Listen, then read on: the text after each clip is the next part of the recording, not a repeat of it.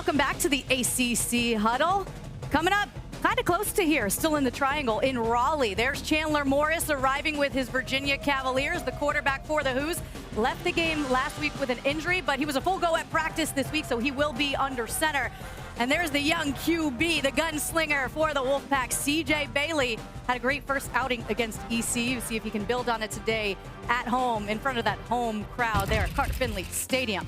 About 22 miles away from here, Carter-Finley Stadium starting to fill up ahead of their non-conference game against Virginia. There's Wolfpack quarterback CJ Bailey, who threw for 318 yards and a touchdown last week. Taylor Davis going to be sidelined for this one. She's chatting with head coach Dave Dorn. What's up, Taylor? Well, Coach Dorn, coming off that win over ECU, what have you emphasized with your team to take that week 1 to week 2 jump? There's a lot of little things we got to get better at. Finishing drives on offense. We had some self-inflicted things with penalties. Defensively, we had a lot of 3-and-outs in the game, but we didn't force any turnovers. So getting the ball back, with interceptions and forced fumbles. Obviously just making some field goals. There's little things, and for us, it's aggregates. Each player doing one little thing better, and 78 players, that's 78% improvement on your roster. So it's little things adding up to big things is what we're looking for. Virginia comes to town with a lot of new faces, including quarterback Chandler Morris. What will be the keys in this one? Yeah, Chandler's a good player. He's going to play hard. He's gritty. He's head coach's kid. He's going to play tough. But he's 6 foot tall, and so getting some balls batted at the line of scrimmage, getting some interceptions off of those, keeping him hemmed up because he can scramble and hurt you with his feet as well. Appreciate the time. Best of luck. All right, thank you. Go Pack. Always a go pack at the end from Coach Dorn.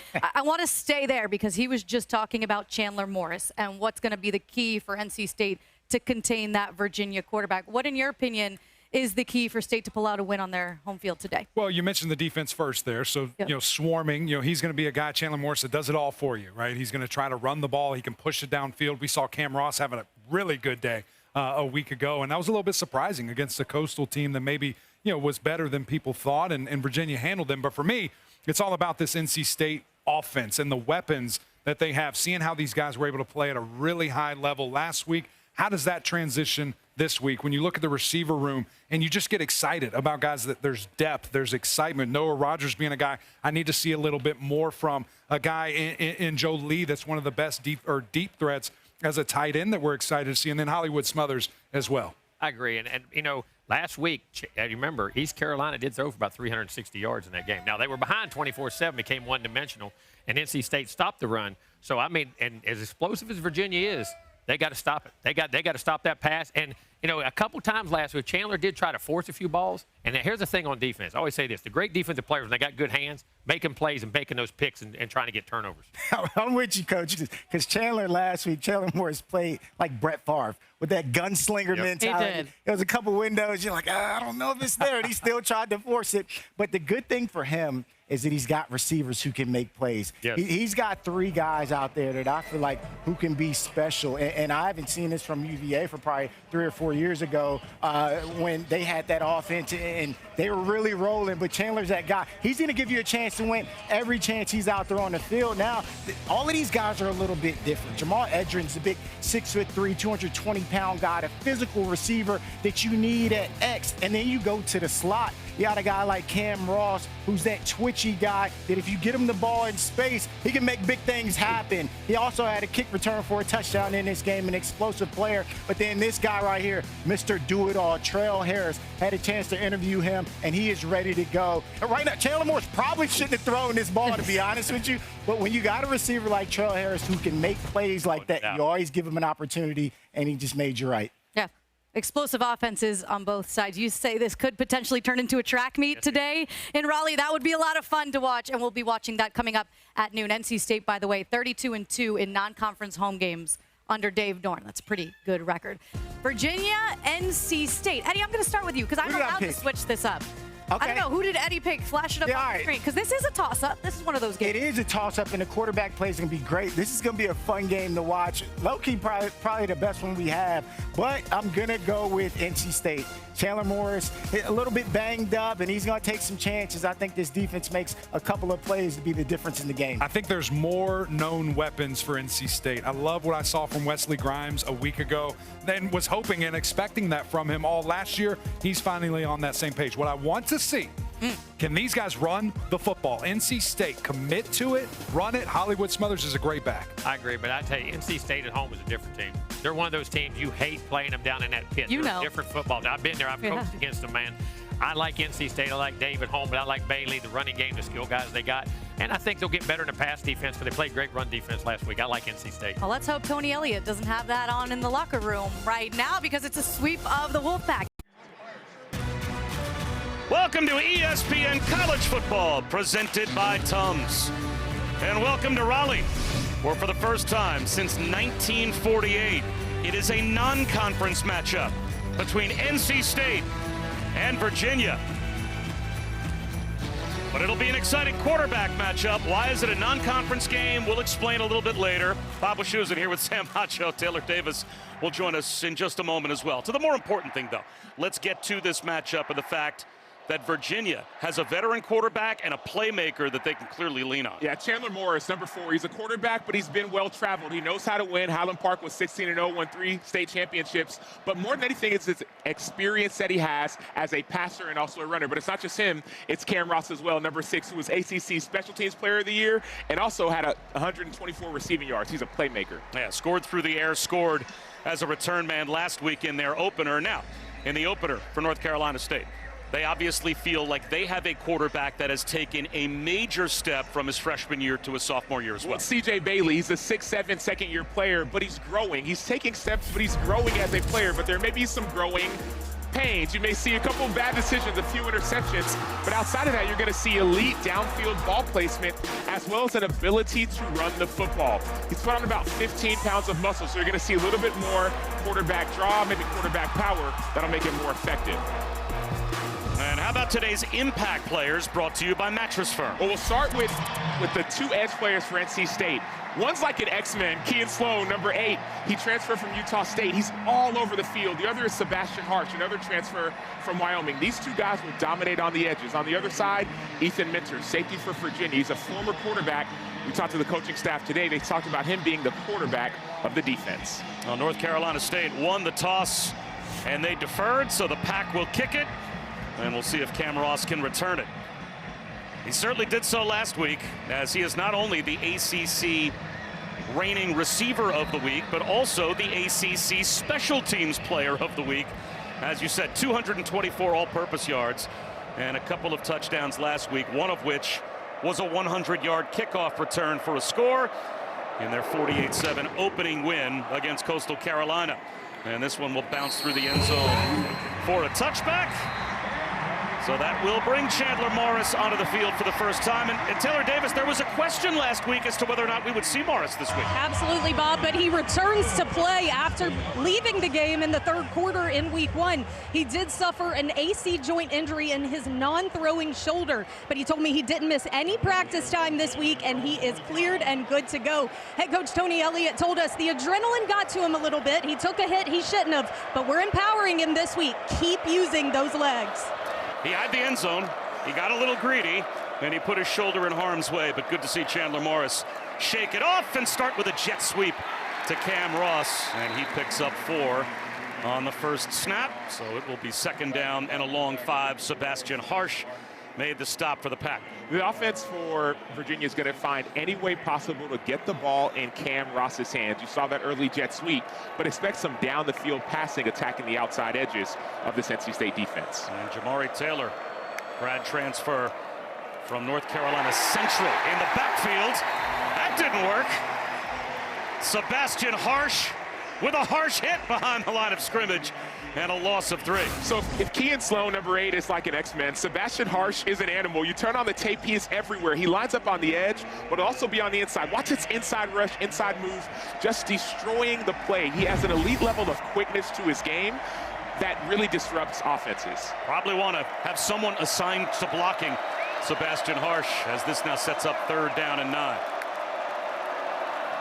Morris, well protected, slings one to the sideline. Nice timing route to Jamal Edrin and he toe taps for a first down. That great play by Edrin, another great play by the quarterback. But you want to see, watch out, Sebastian Harsh wins again on the inside. You're going to see him right there on the inside. Boom, that same move, and he's right in the quarterback's lap. And so Chandler Morris is going to feel that as the game goes on. Harsh is already making a big impact.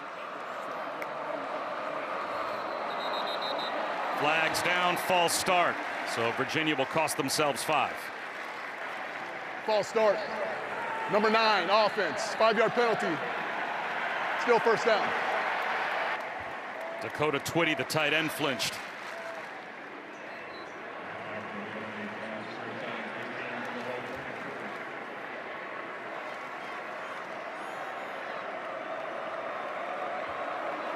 Xavier Brown now to the left of Morris in the shotgun, who rolls right.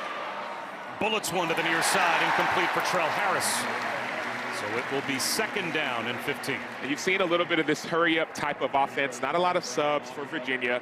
That forces NC State to keep the same personnel on the field. That's why they do this somewhat of like a muddle huddle. They don't really huddle, they keep everyone on the line, and they control the tempo and the pace of the game. Both coaches told us the heat will be a factor today. Both want to roll their lineup, especially in the front 7. Oh, yeah, and I was down there on the field. Taylor Davis is down there right now. It is extremely hot. They said it's the hottest day it's been here in 30 days. 4-man rush. Morris underneath. And they get the penalty yardage back as Edrin weaves out to the 40-yard line, picks up 6. So, again, it will be third down and long, though, for the Hoos. And again, you need to keep an eye out for number 54, Kean Sloan, but also, excuse me, Sebastian Harsh, but also number 8, Kean Sloan. He's to the short side of the field, and he's going to be a guy that is very disruptive. So the offensive line for Virginia has to be ready for some of the movement that we'll see. Empty backfield. NC State twists up front. They pick it up and find a crosser. Well protected was Chandler Morris, and that allows Dakota Twitty to come free for another third down conversion. And we're starting to see some of that tempo start to take a little bit of an effect. You see guys tapping their head because they're tired, but great job protecting up front. There's no penetration. The offensive line that has been revamped from last week, the offensive line is doing a good job of trying to slow down in the pass game. Brady Wilson, that 6th-year center, the experience inside, seemed to recognize that twist game up front. He slid left. That was a key block. It was, and we talked to offensive coordinator Des Kitchings. He said that there's no better feeling than having Brady Wilson on this team right now. Jamari Taylor stoned at the line of scrimmage. Second effort, gets a push. And that's all 3 yards he just picked up after contact.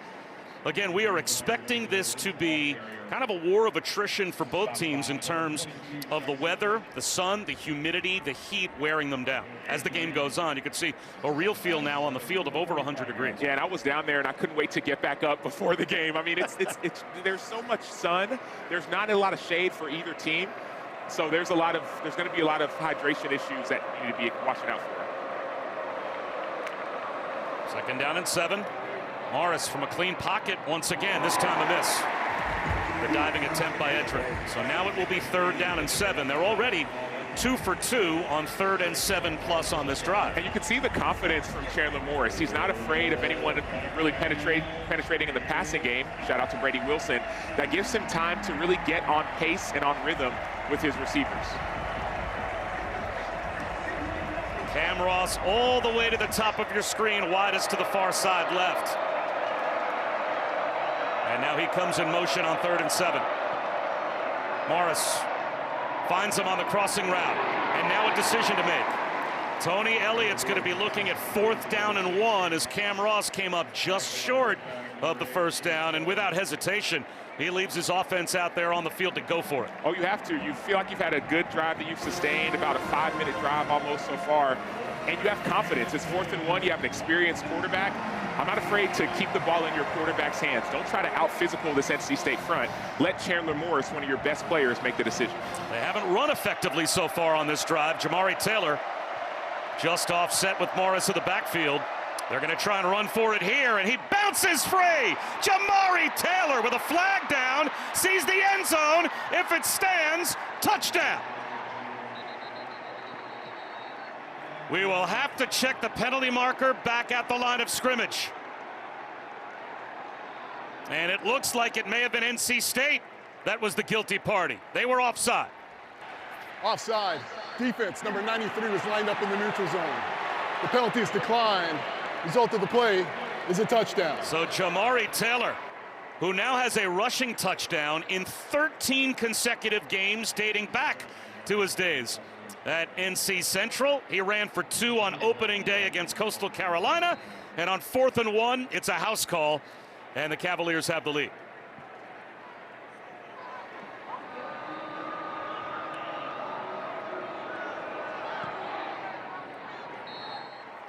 Nothing Virginia. So Jamari Taylor has been named captain for this game. Why? He went to school 15 miles from here, and he's putting his skills on display. Not the biggest back, but you see the physicality, the speed, the finish. Jamari Taylor with a touchdown.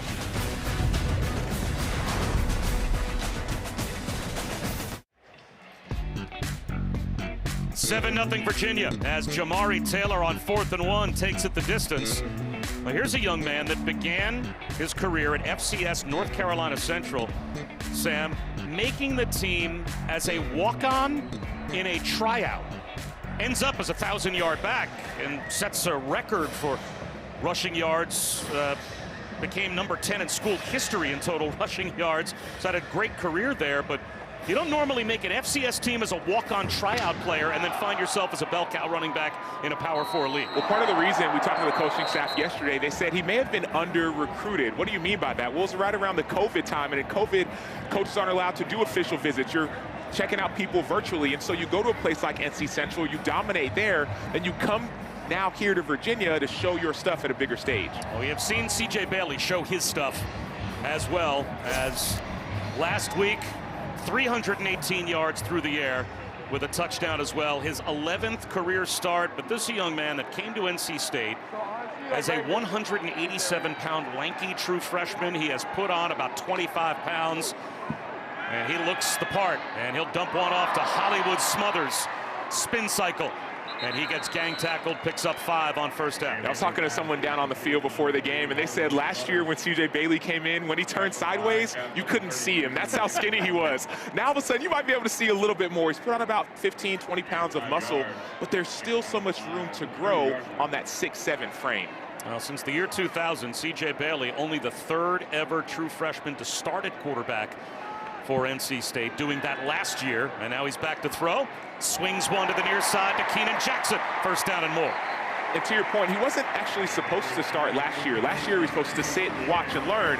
But Grayson McCall, who transferred from Coastal Carolina, had that head injury game 3, and all of a sudden, C.J. Bailey was thrust into the lineup. So you're seeing some of the growth, but you also may see some growing pains as he grows as a starter young player in this team. Named a captain, and he is the youngest player to ever be a captain for the Pack under Dave Doran. Well protected here, showing the arm strength, coming back to make the catch and dodging tacklers on the far side is Terrell Anderson. First down and more, 23 yards. I love this decision by C.J. Bailey. He could have taken off and run, but he didn't. He's not a running quarterback. He wants to get the ball out. Notice the ball comes out before the receiver is out of their break. So you see Anderson just gets out of his break. The ball's there. That's why the defensive back wasn't able to keep up. After a touchdown drive to open for the Hoos, the Pack, impressive movement on their first drive. And a nice little cutback run here for Hollywood Smothers. He picks up 5 yards for Dave Doran. The 13th year at the helm for NC State. The only coach in the ACC that has been at the helm of his team longer at this point, Dabo Swinney, for 18 years at Clemson. Dave Doran is a culture builder. We saw that yesterday when we were at the walkthrough. We saw that when you talk to anyone a part of this program. He knows what it's like to win. He instills that in his team. Quarterback run. Bailey finds a crease. Bailey, the long strides to the end zone, and he's got a touchdown for the Pack. 30 yards.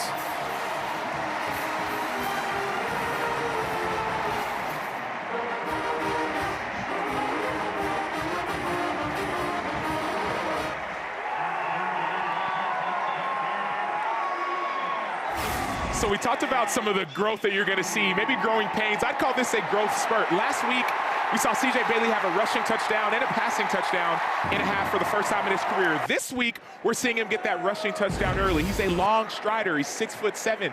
He can use his legs to gain ground. So unbelievable play call but better job by C.J. Bailey using his strength. Noah Von Set ends the point after. And now, we'll see if Virginia can hold serve as the two teams trade touchdowns to start. C.J. Bailey with the length, the strength, the stride for the touchdown. 7-7, Virginia, NC State.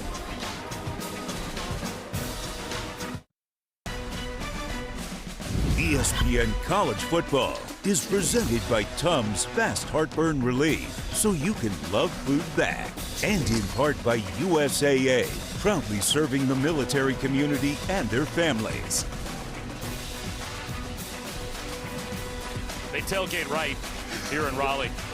When you're frying up eggs, you got the hash browns, the bacon going in the parking lot. That is as good as it gets. And we knew these two quarterbacks, Sam, would probably put on a show today. They both did on their opening drives. 10-play touchdown drive for Virginia, and 5 of 7 for Chandler Morris, and 70 of 75 yards of offense on the opening drive for C.J. Bailey for the Pack. Yeah, outstanding performances by both quarterbacks so far. But I do have one question, Bob. I've never been tailgating. Have you been tailgating, and what is it like? It looks like a lot of fun. For 30 years of calling football games, when I drive into the parking lot and I see all of the people, they look like they're having a great time. So you've never tailgated? Not at a football game. Why would I tailgate at a football game? I'm here with you. College, when you were in high school, college, something? Maybe a couple times. Oh, okay. Champ brought the tee back to the sideline, by the way. So 1st and 10 for Virginia at their own 25-yard line after the touchback as Chandler Morris, the 4th consecutive year that he has been a starting quarterback on opening day. Last year, tremendous numbers that he put up at North Texas. He's number 3 in America in total offense, just shy of 490 yards per game. And he'll check one down underneath here to Jamal Edrin again for a gain of a couple on first down. There are a lot of things that people don't like about the transfer portal, but one thing that coaches will like is a guy like Chandler Morris, who's the son of a coach who has experience and he plays with confidence. You bring a guy like him into your program, there's not a level of doubt or fear. There's a level of, hey, let's put the ball in his hands and let him decide how we do. Yeah, last year started every game for North Texas. Number 4 in passing touchdowns as well last year, with 31 total on the season. Jamari Taylor to the 30-yard line to make it 3rd down and 5. Caden Fordham. He was NC State's leading tackler last year when he tore his ACL in practice before a Week 7 game against Cal, so great to see him back. He's one of their leaders. You talk to anybody around this program, they look to him as a guy, a dude, a stud for their defense. Missed a lot of last year, and you can still see he's trying to recover to his full speed, but he's still making plays on the field. One out there against ECU last week and led the team in tackles with 11 on opening day. 3rd down and 5. 4-man rush. Morris escapes the pocket and uses his crosser. An easy pitch and catch first down to Trell Harris. And that's what I love the word you use, crosser, because that's what we're seeing early in this game from Virginia. They're running a lot of crossing routes, which is easy when you're running against man-to-man defense, but here we see a little bit of a zone. You're going to see a little bit of a zone, and even in zone, when no one's in that space, you'll be able to make that play. Bouncing it is Taylor. Gets bumped out of bounds after a gain of 5 by Devon Marshall. It'll be 2nd down, actually in 4, picked up about 6 yards. Out to the 46-yard line. So a good start to this game for Jamari Taylor. And 2 things we haven't seen, Bob. We haven't seen too much of a huddle. We're seeing one now for Virginia, but we haven't seen too much of the ball being placed down the field. You're seeing the methodical, take your time, stay on the field, tire out the defense, which I believe is a good game plan for Virginia. Again, they go empty. They throw it to the punch set to the near side to Xavier Brown. And the wide receivers do a good job of paving the way. Sage Ennis, actually a tight end out there with Edrin. And moving the chains for Tony Elliott is his offense. And, well, you talk about a guy that is an example setter for his program. That's Tony Elliott for Virginia. Long throw, scooped up. Trell Harris has another. And not only the example, but the culture he's built. This is his 4th year, and they have over 50 transfers. And you would think a team with 50 transfers isn't going to know their identity. This team knows their identity. The transfers have really assimilated into the organization. Speak to the leadership of Elliott. Another 4-man rush. Floater up the seam, incomplete, hoping for Sage Ennis. Just a little too much air on that ball for Chandler Morris, but so far the pass protection has been basically flawless for Virginia. It has, but there has been a lot of quick game. That's the first shot we've seen down the field for Chandler Morris. So what we're seeing is North Carolina State is saying, we're going to play off. We're not going to let any of you all beat us over the top. We'll let everything come underneath and we'll try to tackle you. 3rd down and 5. Who's looking for another conversion to keep the drive alive? They'll run it with Noah Vaughn. He's to the sideline, tries to turn the corner and does, into the red zone before Brian Nelson bumps him out. So this play calling by Wes Kitchings is outstanding. Why do I say that? You saw a 3rd and 5 run, a 4th and 1 run for a team that you think their defense might be more physical than you. This is a shout out to the offensive line of Virginia. They brought in 7 transfer offensive linemen. 4 of them are injured, but some of the guys who have stepped up and stepped in, they're showing their belief in the guys on the field. They say he stepped out, just touched the sideline chalk at the 21-yard line, but still plenty good enough for a 1st down. And now Xavier Brown back in as the tailback. Play action for Morris.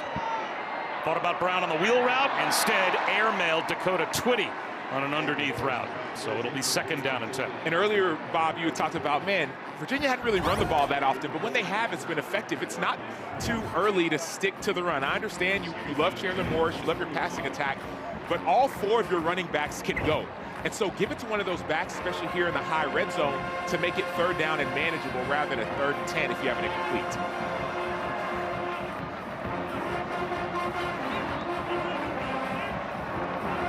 Play clock down to 10. Virginia trying to get lined up. Play clock at 5. Let's see if they call a timeout. Play clock at 1, and they just do get the snap off. And right into the heart of the defense, nowhere to go for Brown. Wrestled backwards. It looks like he may have lost a yard. And I know it wasn't an effective play from a yardage gain standpoint, but this allows the defense to respect the fact that you're not going to be a pass-happy offense. Respect the fact that on 2nd and 10, it's not an automatic pass or automatic run, so it keeps you balanced, even though the play wasn't a positive one. Chase Bond lassoed him behind the line of scrimmage. So now it's 3rd down and 11, the 11th play of this drive. And Virginia's been terrific on 3rd down already, 4 for 5. Ross in motion, 4-man rush. Finding a soft spot in the zone and settling in at the 8-yard line is Edrin. So that is their 5th 3rd down conversion already in their first couple of possessions. You're going to see number 7, Jamal Edrin, have a DB playing off of him. If they're off, it's soft, give it to him. They'll run it with Taylor. He's looking for another touchdown. He opened up the first drive with a score, and he has another. 2 games with Virginia and already 4 rushing touchdowns for Jamari Taylor. And Virginia's got the lead back. I don't know how tall you are, Bob. I know that Jamari Taylor is 5'9", 200, and he is running The ruling on the field was a defenders. touchdown. Clock operator, please set the game clock to 3:42. The official on the far side didn't give a big emphatic touchdown call, to the point Chandler Morris had to go down to the pylon and say to the official, is that a touchdown? They needed confirmation before they went back to the bench. They weren't sure themselves, but Taylor did sneak the ball across the line inside the pylon. And now once again, it will be Will Bettridge for the point after. 3 total possessions, 3 total touchdowns, and the Hoos have the lead back. Score, Cavaliers 14. Jamari Taylor, the transfer from NC Central, showing off his physicality, his size, his strength, his confidence, getting in the end zone, 14-7, Hoos.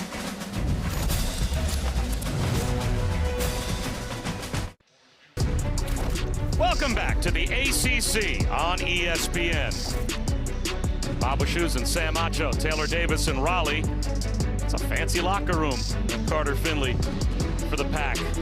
Did you have a specific pregame ritual you went through? You know, both coaches said with the Heat today, especially Virginia, we can't play this game in warm-ups. Watch right? out. You got to make sure you save some energy. Did you have a trick to do that? I tried to find it. It took me a while early on in my career collegiately. I'd be the guy who was spent before the game. I'd be so excited, so energetic. So finally, after a couple weeks, I found my rhythm, found my groove. Yeah, the coaches were worried that their players today in this Heat might have that exact same problem. Tomorrow, Sunday NFL Countdown, before Aaron Rodgers returns to MetLife Stadium as the Steelers take on the Jets. We'll have pregame coverage and analysis from New York, plus what to expect from Micah Parsons and the Packers when they take on the Lions, and the inspiring story behind Aiden Hutchinson's comeback. All that and more.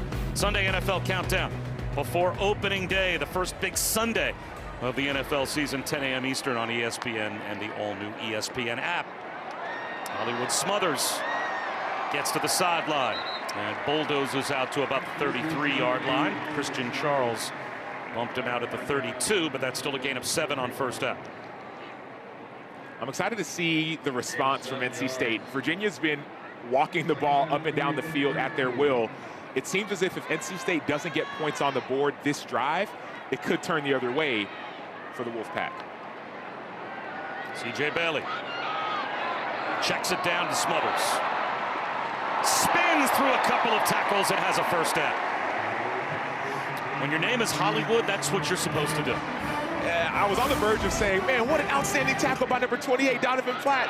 And then all of a sudden, Hollywood on Donovan Platt and the rest of the Virginia defense. Watch him set up the defender, spin move once, spin move twice, and get a first down. That's why they call him Hollywood. He made Landon Danley miss as well. And now it's Jaden Duke Scott in the backfield. Play action, though, for Bailey. Has all day to scan the field. Finds a crosser reaching back to make the catch. And a nice one at that is Wesley Grimes. You're seeing the maturity, Bob, right in front of our eyes. C.J. Bailey was looking down the field. He wanted one of the posts that he had in the middle of the field, about 30, 40 yards down the field. Neither post was available. So as he's looking down, he says, should I do it? Should I do it? No, let me find my underneath receiver. Outstanding job by C.J. Bailey, being patient with his eyes, getting the ball to his guys.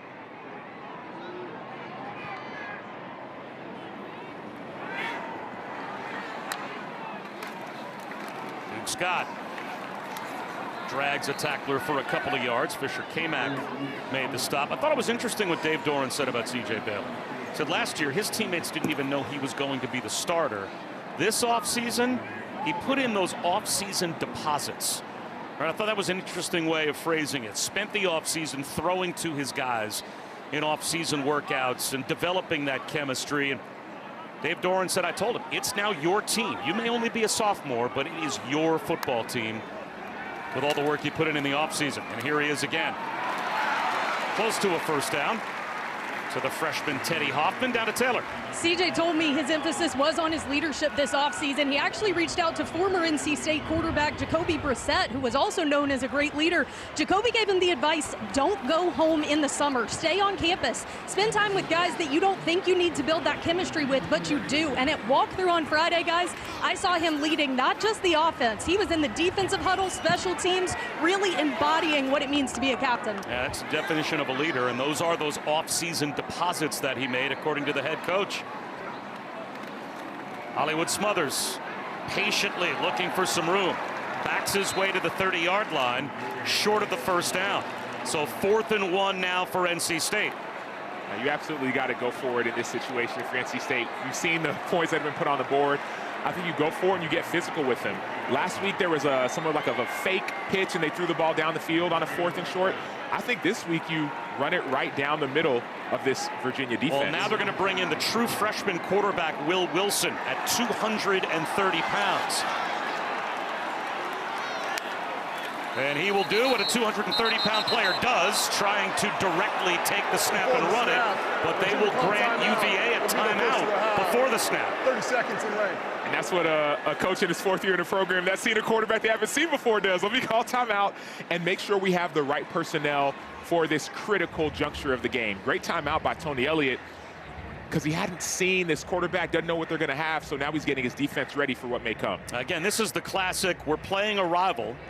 We're going to hide what we need to hide on opening day. They did not show the true freshman Will Wilson, and any package of plays for him against East Carolina. Now you busted out against Virginia the following week. Well, they didn't show him, but they told us about him yesterday. They said, whoa, whoa, whoa, keep him under wraps. Don't tell anybody. So we didn't tell anybody. That was on y'all. Y'all put him out there on the field. Again, this is the first time since 1948 that this is not a conference game. So this game does not matter, at least in terms of the ACC standings. It won't register. It matters a lot for the season of both of these teams. But this year and next year, these teams don't play in the conference rotation. So we asked Dave Doran about that. He said, look, your AD comes to you with different opponent options. Why not play Virginia in a non-conference game rather than someone else? And it is still Will Wilson out there for 4th down and 1. And he will run it, and he will get it. So Tony Elliott, surprised that Will Wilson was going to be out there, calls timeout. Dave Doran says, you know what, we have belief, let's run it anyway. In spite of the facts that Virginia sniffed it out and called timeout, and it still worked for a 4th down conversion to end the first quarter. 14-7, Virginia has the lead, but NC State on a march.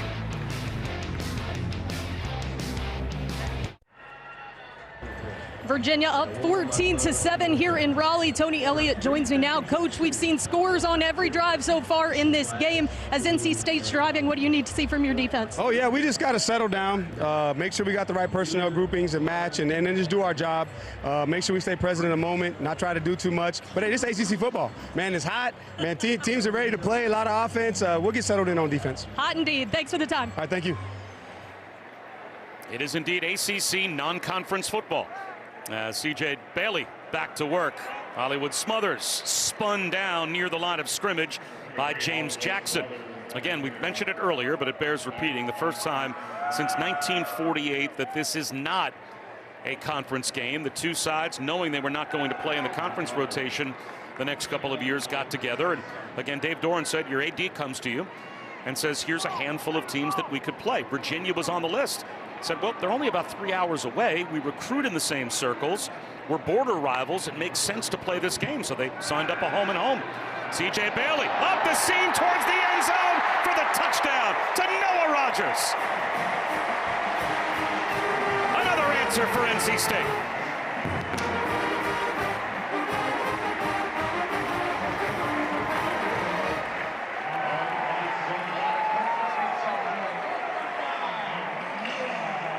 You can see the joy, the excitement, and the chemistry that is being built right before our eyes with C.J. Bailey and his receiving corps. Noah Rogers got injured last game, had an head injury, came back and split both safeties for that touchdown. Unbelievable find by C.J. Bailey.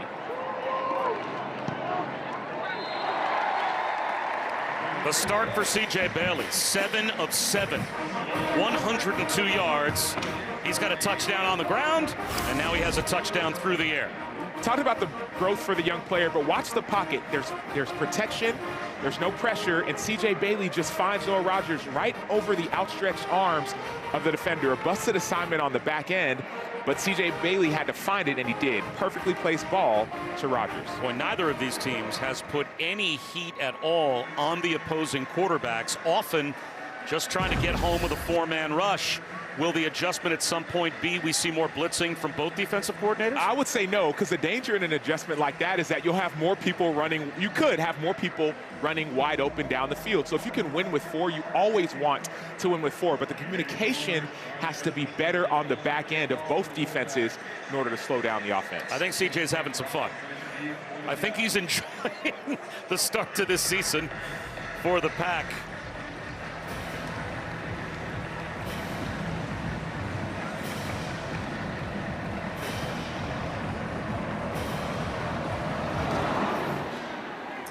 Looks like this will be another touchback on the kickoff as Burt Whistle puts it through the back of the end zone. So Chandler Morris, he'll try and answer once again. As you said earlier, the son of a coach.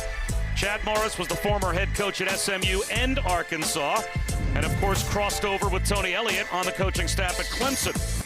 He started off playing some games back in 2020 for Oklahoma, then 21 through 23, 9 total games for TCU, but his best season by far, starting the entire season last year for North Texas and setting school records in total offense and touchdowns. And then last week tried to run one in and had to leave with a shoulder injury, but did win his opening start against Coastal Carolina. Shook that injury off and off to a great start, as is Jamari Taylor for the Hoos today. That center quarterback confidence, I think, helps calm this offense down. We're seeing an exciting game, a lot of points scored, but you have to be able to control the tempo, and I think that's what Chandler Morris does a great job of with his arm, but also when things break down, he can run the ball as well. Tony Elliott, of course, remembers him as a grammar schooler, running around playing with the kids of Dabo Sweeney and Brent Venables at the Clemson practice facility back when he was in 3rd, 4th, 5th grade. And now he's a starting quarterback in Charlottesville. That's a drop on the screen out to the edge for Cameron Courtney as we check in with Taylor. Chandler's dad, Chad Morris, is in attendance here today, and I spoke with Chandler about their relationship. He said, we finally found the balance of father-son, not coach-player. But like you said, Chad Morris has been a part of 7 collegiate programs, and this is Chandler's 4th. He said, the biggest piece of advice my dad gave me through all the change is never feel like you've arrived. Continue to be a sponge of the game and learn everywhere you are. Well, that knowledge has paid dividends on 3rd down so far in this game, facing another 3rd and 7 here. Again, a 4-man rush, flushed out of the pocket this time, but Morris on the move. Was he across the line of scrimmage when he put it up the sideline to Eli Wood? Very close at the last second. He released the football, and it is a 1st down, and hustling up to the line to play with tempo after another 3rd down conversion. Morris set to go. Screen out to the edge. Courtney across the 40-yard line. I'll say he stepped out after a gain of 4 at the 42. Notice the experience that is on display. There was a question of if he was across or wasn't across the line of scrimmage. I don't think he was, but notice he knew where he was. He immediately got the ball spotted, got his players lined up, so there would be no time for the referees to go and check if he was across the line of scrimmage. As long as any part of your body, even your trail foot, is on the line of scrimmage, you're legal. He came close, but a veteran quarterback always knowing where you are on the field. Now he's going to take a shot down the sideline, incomplete for Wood. Let's see how close he was on that 3rd down conversion to being across. You're going to see Chandler Morris understands that the defense knows he's a running quarterback as well. So as he starts to scramble, he's going to approach the line of scrimmage to try and draw in some of the defenders, but he's going to slide a little bit to his right just to stay behind that line. So I love it. He's going towards like he's going to run, then that little bit of feathering to his right keeps him behind the line of scrimmage. He knew right where that line was. He was basically right on the line of scrimmage. And now looking for another 3rd down conversion. Incomplete. The first miss. Cam Ross couldn't find that football on the slant, and the first time either team will punt. Sean Brown put some pressure on Morris as he heated him up with a linebacker blitz. Well, that's the pressure that you were talking about. NC State decided to bring pressure as opposed to play off like they had been all game long, and we saw that time the pressure was affected. I'm excited to see what happens next time NC State brings pressure, how Morris will adjust. Daniel Sparks, 6th-year punter, the Minnesota transfer for Virginia, and Teddy Hoffman, true freshman punt returner who earned a lot of trust from Dave Doran with a tremendous debut last week at wide receiver, is back deep to receive. Returnable for the freshman from the 10-yard line. Gets a block, runs into his own man, and steps out of bounds. They'll say at about the 20-yard line. NC State with the ball and a chance to take the lead when we return.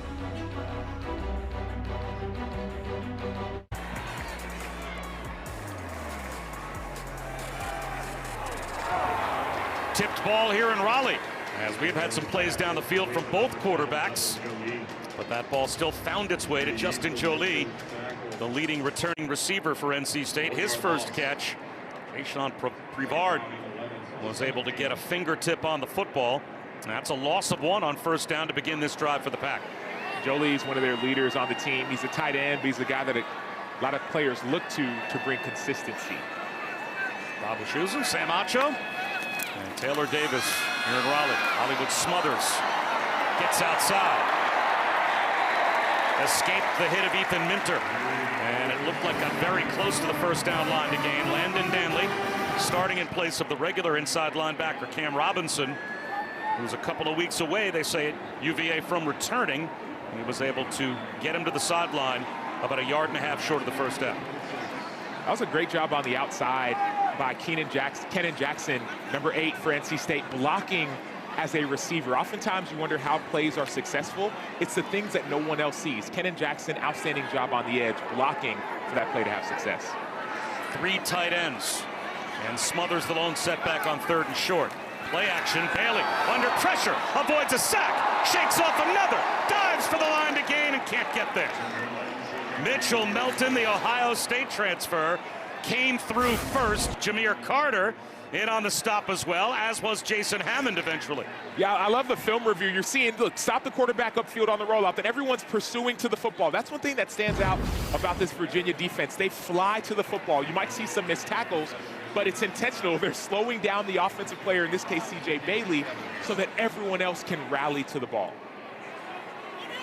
Caden Noonkester, number 3 all-time at NC State in punt average. That one off the side of his foot. Line drive's going to take a hop. Fielded on a hop by Ross. And nowhere to go. Coming up on ABC, Ole Miss squares off against Kentucky and Lexington. And then at 7:30, Michigan, Oklahoma.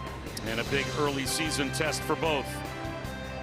So that's coming up. Both games available also on the all-new ESPN app. A good doubleheader on ABC. And how about the debut for Bryce Underwood? Oh, he was outstanding. He's a quarterback that has touch, and he also has strength. One thing you're going to watch when you watch this game tonight, he throws on the run with extreme accuracy. So that's one thing I love about Underwood. He's a freshman, but man, he's got talent. After 4 straight touchdown drives, the two teams exchange punts for the first time. Chandler Morris back to work, out of the pocket. Wide open. He's got Dakota Twitty running down the sideline. Flags down in the offensive backfield, though.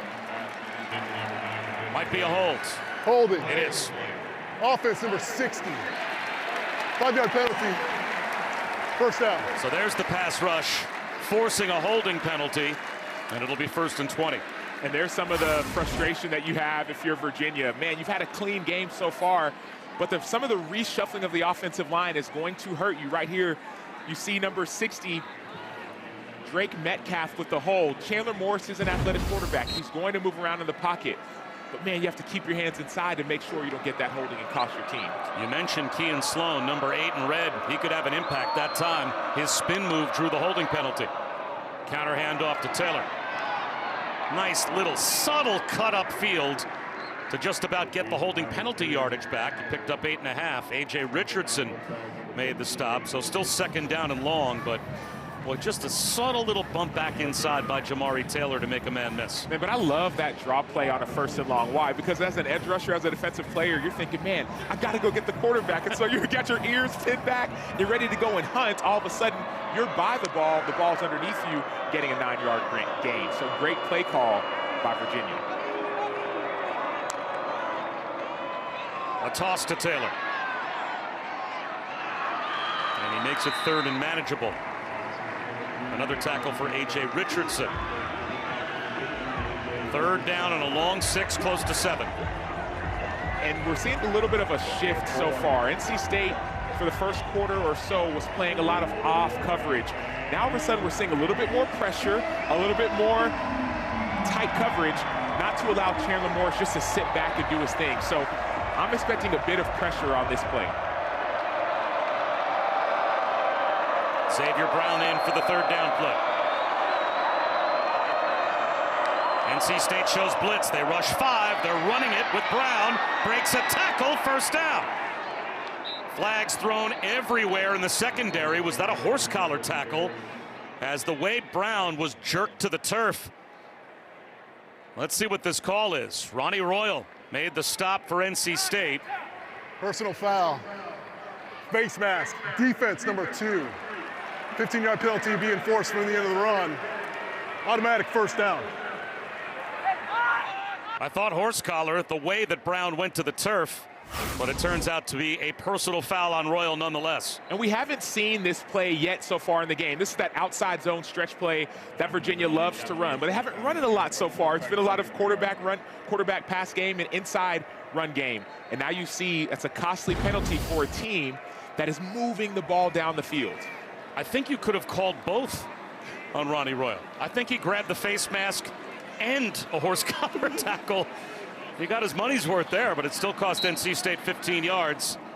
So Virginia with a third down conversion, tack on the 15 all the way to the Wolfpack 43-yard line.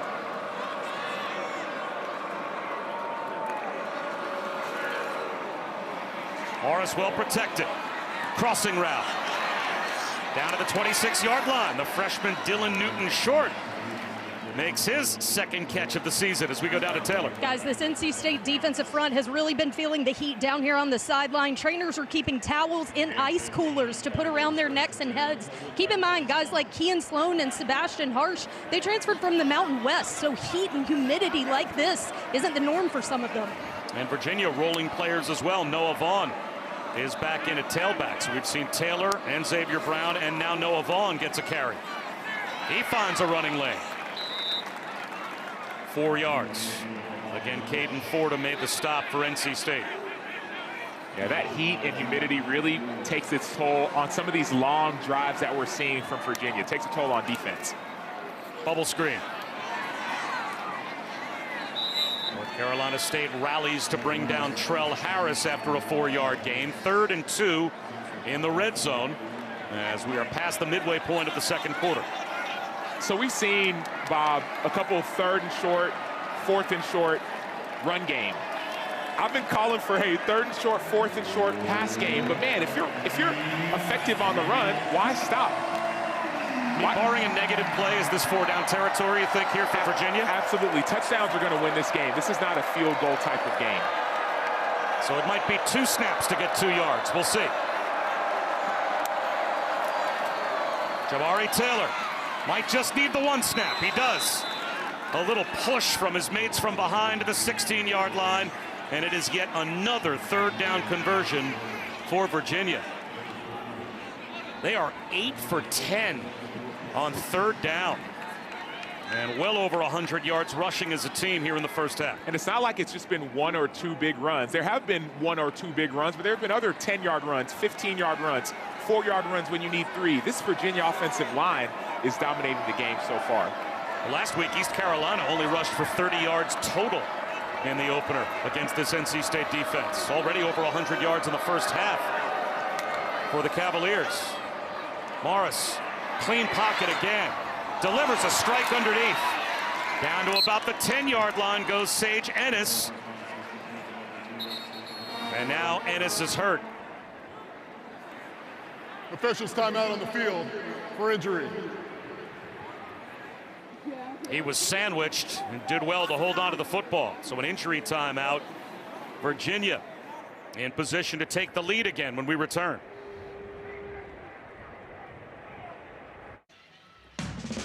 As busy a football Saturday as you could have in the state of North Carolina. In fact, we're not the only game playing right now in the Triangle. Virginia and NC State tied at 14.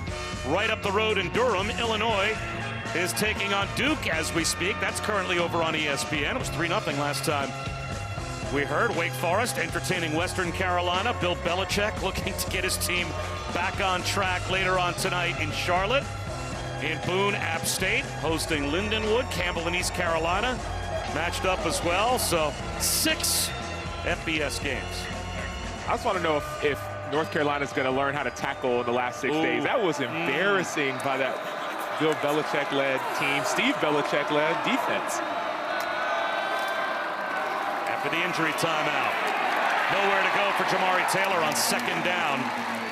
He lost a couple of yards, it looks like, back to the 12. Sean Brown, one of the team captains, along with Caden Fordham, and the heart of that NC State defense came through to make the tackle. So 8 for 10 on 3rd down are the Hoos, facing 3rd down in the red zone. And it wasn't just the heart, it's also the voice. We've heard during the timeout commercial break, you heard guys on that defense saying, somebody's got to stand up, make a play, make a play. This is a critical play for this NC State defense. Somebody's got to step up and make a play. The packed crowd, the line showing blitz.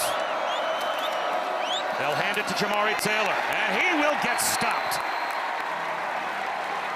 So they play conservatively on 3rd down and 5. Brody Barnhart was there first for NC State, and here will be a field goal attempt for Virginia. Exactly what you said you didn't need to see if you're either team in this game. And that's a 4-point play by Brody Barnhart, the safety filling the hole. That play that he made took 7 points off of the board, and potentially is only going to be 3. Will Bettridge, 18 of 21 kicking each of the last 2 years, was 2 for 3 on opening day. And this one from 29 yards out. So Virginia has to settle for a field goal. They do have the lead back. 4:08 to go in the half.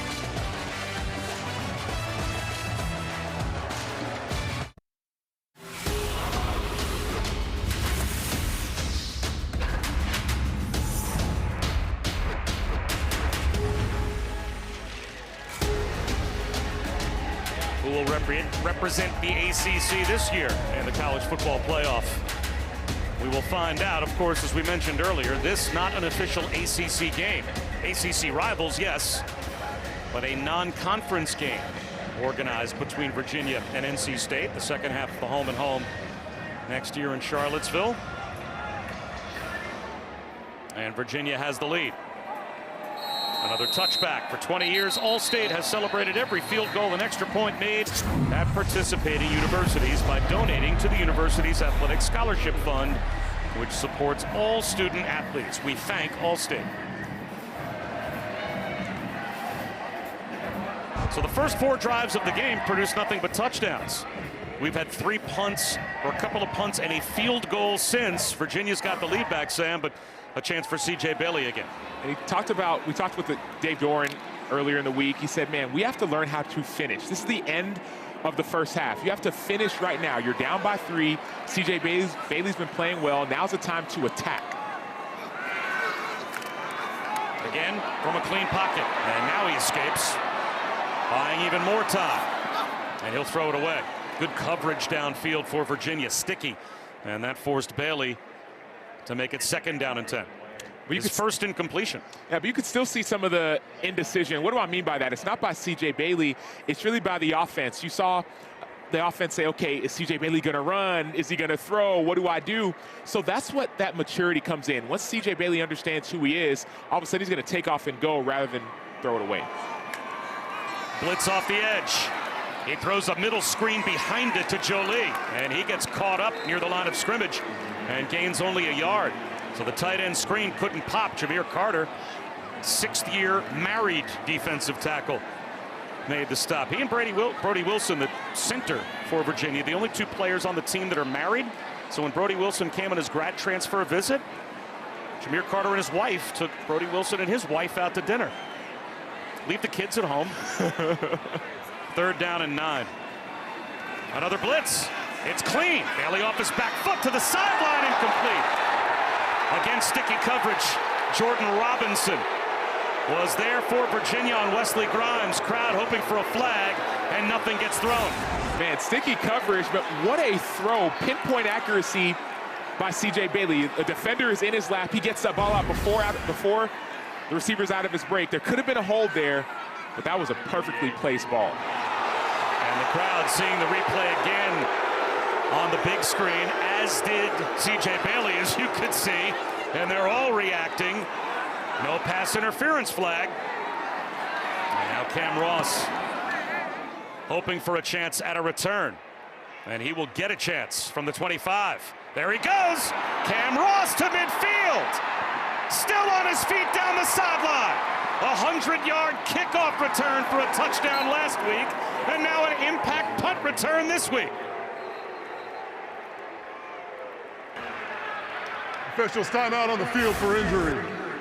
Big-time players make big-time plays in big-time games. Cam Ross is a big-time player. He sets up the defender and then just lets his vision and speed do the rest. Watch him cut outside to find more space. Just gained an extra 10 to 12 yards based off one simple cut. Cam Ross can do it as a receiver, but man, on 4th down, special teams do not turn the channel because he is a playmaker. Looks like Cody Hardy one of the reserve tight ends for NC State, injured on the punt coverage.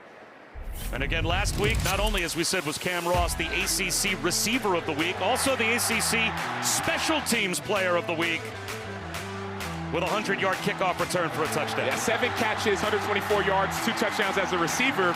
And then later in this game, third quarter, after Coastal Carolina's first touchdown, he goes and returns it 100 yards. This guy is electric. He's a playmaker. And anytime the ball's in his hands, the defense needs to watch out. A 2-yard change of field position there. It was a 49-yard punt and a 47-yard return. Yeah, we talk a lot about hidden yardage when it comes to football. That punt could have been tackled at the 30-yard line. All of a sudden, you gained about 42 or so yards. That won't necessarily show up in the stat sheet, but when it comes to the outcome of the game, plays like that are all the difference. That's Sam Acho. I'm Bob Wischusen. Taylor Davis with us as well. And a chance for Virginia to add to their lead as they start at the Pac 27-yard line.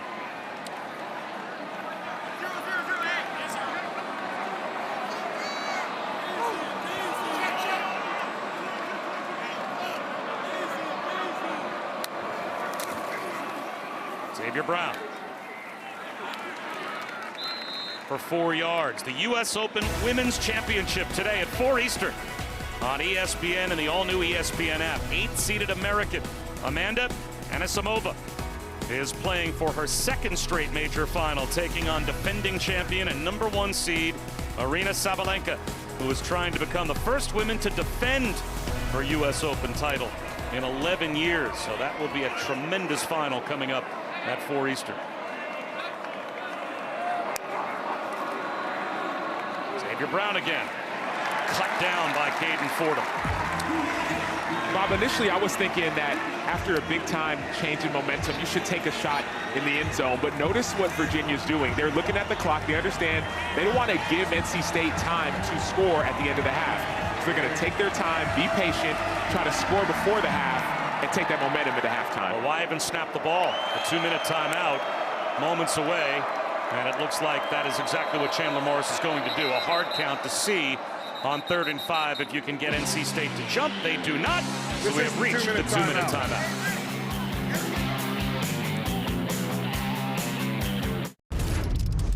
Kevin Connors in studio coming up on the Boya Halftime Report. Bounce back opportunity for Arch in Austin today. We'll get the thoughts of our Trevor Maddich, plus the battle for the Cy-Hawk Trophy going on in Ames and Florida State off the big win over Alabama. Smooth sailing so far, Bob, coming up at the half.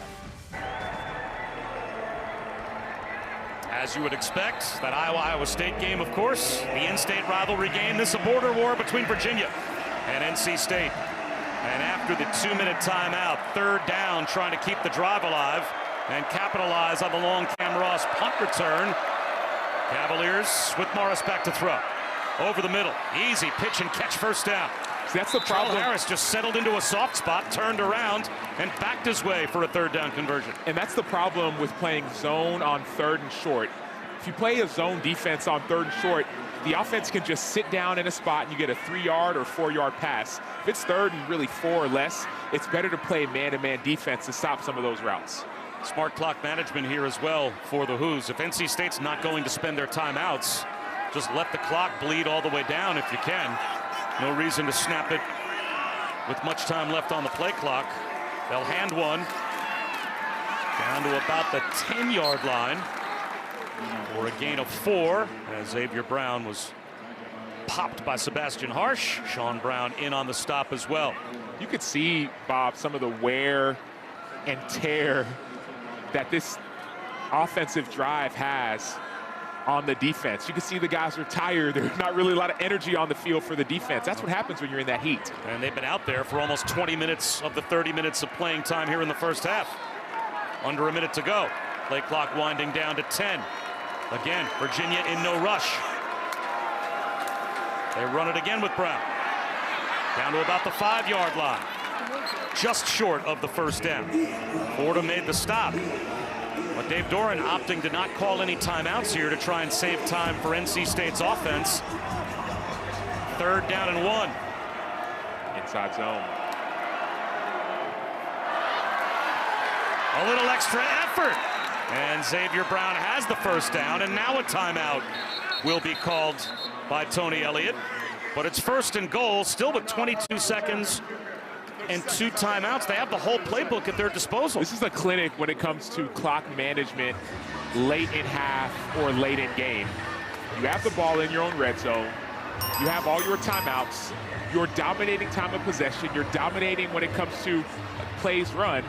And every run that you have, you're falling forward, not backwards. So, yes, the entire playbook is at your disposal, but this is brilliant clock management. If you get a touchdown here, you don't leave any time for NC State to score, and NC State gets the ball at halftime, so you don't give that 2-for-1 opportunity.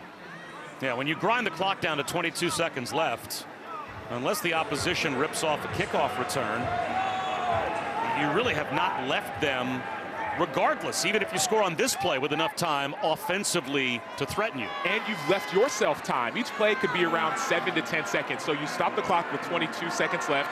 You have time for 3 plays if these runs or if these inside runs don't work. 2 tight ends and Jamari Taylor back in just behind Chandler Morris. 1st and goal, it's play action. Morris floats back to the goal line for a touchdown to Sage Ennis. So the tight end shakes off the earlier injury. He is back in with a touchdown catch, and Virginia's got a 2-score lead. That's the problem when, as a defense, you haven't been able to stop anything, specifically the run. You've given up big run after big run. So NC State committed to the run, and brilliant play call by Des Kitchings and execution by Sage Ennis and Chandler Morris to get the ball in the end zone to the tight end. Impressive first half for UVA.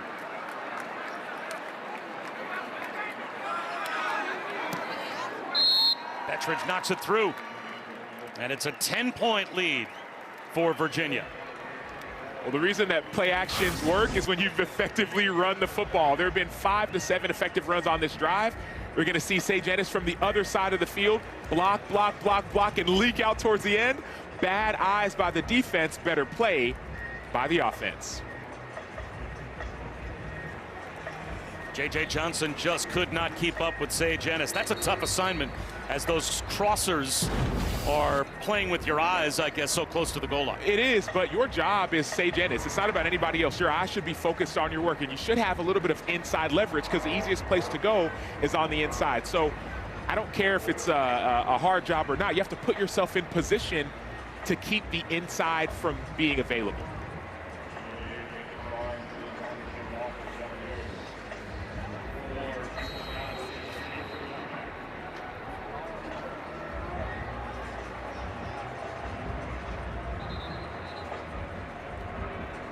Ball tips over on the tee. So Daniel Sparks has it teed back up. The punter not only is the punter, but also the kickoff man. He'll try and keep this away from Duke Scott if he can, all the way down at the goal line. Only 17 seconds to go for NC State. They have their timeouts, but it'll be out at the 25-yard line. And we've got the Taco Bell Live Mosque student section. Only one student section can claim the title of Live Mosque Student Section of the Year. Who will take home the trophy this year? That group piled in hours before kickoff. A little quiet now as they're trying to get through the heat. Bob, what college did you go to? I went to Boston College. Were you like a big-time partier, like student section, I'm yelling, screaming, or were you just kind of like hanging out? I mean, look at me. Obviously, coolest guy on campus. Huge partier. Can't you tell? I'm looking, and I don't know. You're not picturing that? I'm not picturing huge party guy. Maybe I'm wrong? No, you're right. You're accurate.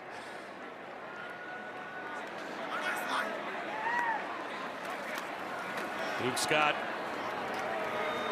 will send this game to the halftime break with a 2-yard carry.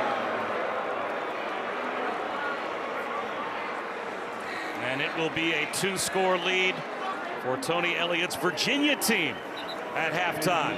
On the road here at NC State. NC State will start the third quarter with the football. But it's time now for the Voya halftime report. We head back alongside Trevor Maddich. Here's Kevin Connors. Bob Strong, 30 minutes of football for the Who's, and welcome into the Voya halftime report. National champion Trevor Maddich, Kevin Connors here with you. A lot of offense in that first half. C.J. Bailey's been good, but what stood out about the play of Chandler Morris? Chandler Morris has been fantastic in this game, not because he makes big plays. He hasn't been. He's making a lot of small plays that keep everything rolling. The running game of Virginia has dominated. The offensive line there are above 120 yards rushing in the first half, but it is the way that Morris is able to then complement that to keep the chains moving with smart plays on the move when things break down that make the difference in this game. Well-traveled veteran quarterback, and Virginia leads this one 24-14 at the break.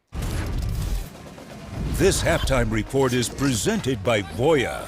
Well planned, well invested, well protected.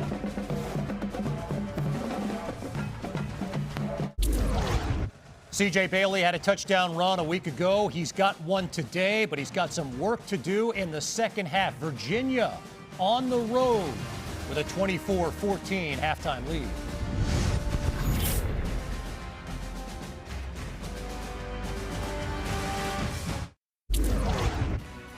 This halftime report is presented by Voya. Well planned, well invested, well protected.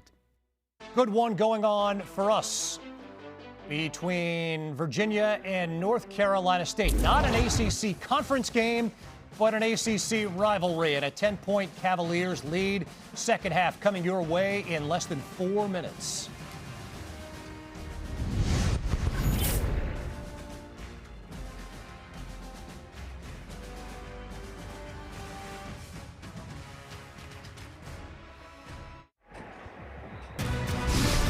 Welcome back to ESPN College Football presented by Tums.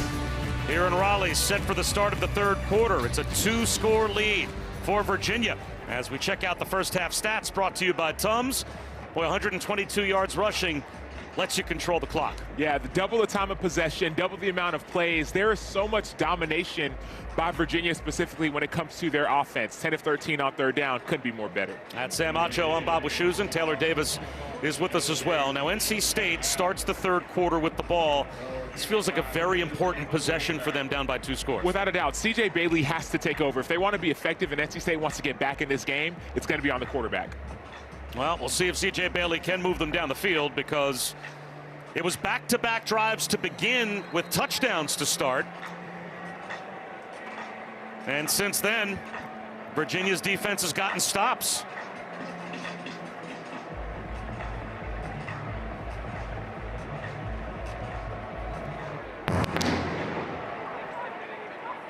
And this will be a touchback as well. I'm very excited to be here for Sam's Special Sauce, which I think is coming up in a moment. But Taylor Davis, a moment ago, caught up with the coach.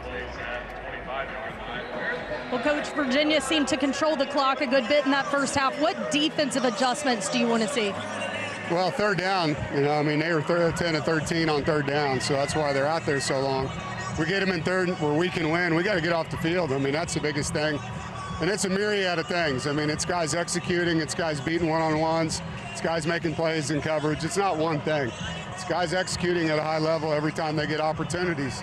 So we got to pick up our level of play. We got to get back to getting off the field on third down. Another half. Thanks for the time. Yeah, you bet. Go Pack. Hollywood Smothers starts off the third quarter with a 5-yard gain. Devin Neal with the stop for Virginia. But 10 for 13 on third down is really hard to overcome. Correct, and the one way to overcome it is by having your offense have longer possessions, not as many 3-and-outs or 1 first down and out. Control the tempo by running the football and then making wise decisions as a passer. Will we see more blitz on third down from either defense? Not from Virginia, because they don't need to, but we've seen NC State blitz a little bit more. First down carry for Smothers. So the Oklahoma transfer, who Dave Doran told us, super talented, tough. He can score anytime he touches the ball. He certainly showed that last year. And it's a big reason why last week they threw for 300 and some odd yards, is because the threat of Hollywood Smothers running the football allows play action. We talked to Tony Elliott, head coach of Virginia. He said Smothers is the guy they have to stop. They can't stop him here at first, as he kind of bobs and weaves his way for a hard-working 2. He should have been caught behind the line. James Jackson came through and made first contact. Finally, Anthony Britton made the stop. And that's the benefit. You talk about halftime speeches. What did Dave Doran say to his team? It's not this big rah-rah speech. Control the line of scrimmage. Fellas, on offense, control the line. Defense, make one stop, and all of a sudden you're back in this game. Don't do anything different. Just execute the way you've been doing all practice long.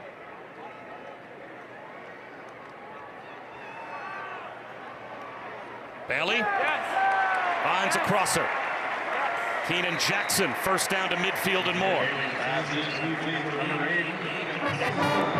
This is what we saw, at least at the beginning of the game. We saw NC State just getting the ball downfield, not necessarily 30, 40 yards down the field, but C.J. Bailey looking at his read, sees the crosser, and that's a 15, 20-yard gain. You don't need to do too much. You don't need to be too pretty or sexy. Just do your job. Protect up front, drive the ball down the field methodically, get their defense tired, not yours.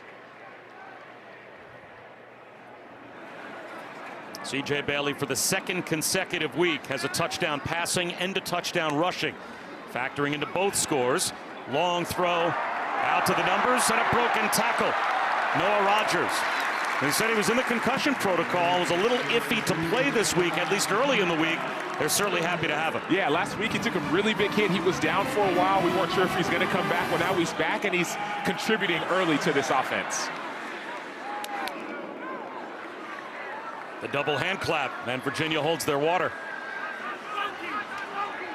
Look at James Jackson in the middle of that defense, number one for Virginia. He's adjusting in the same time that you're seeing C.J. Bailey adjust. Duke Scott for 3 yards. Another tackle for James Jackson. There it is. So you saw that hand clap, hand clap.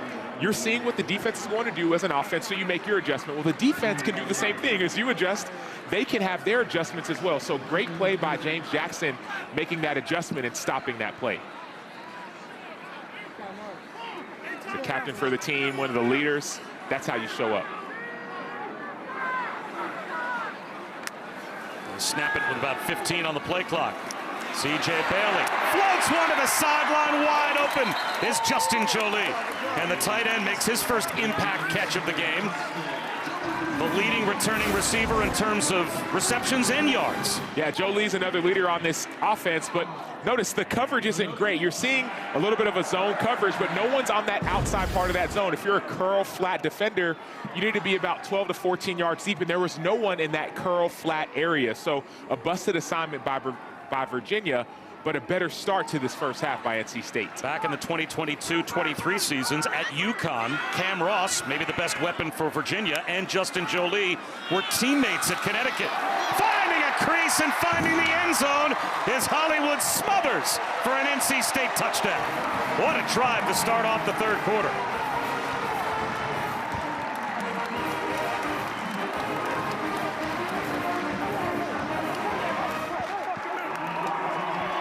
Exactly the drive that the Pack needed after falling down 2 scores going into the break. That's how you answer. That's how you respond. That's how you show your team and your teammates that this is not over. It's not a 30-minute game. It's a 60-minute game. It's been in the run game. It's been in the pass game. Been in the offensive line. Outstanding job by NC State responding to a poor first half. An 8-play, 75-yard touchdown drive. And we have a field goal game again. Hollywood Smothers does what he does best. He earned the nickname for a reason. Didn't have to do too much. The offensive line made it wide open, but gets himself into the end zone. 24-21, Virginia.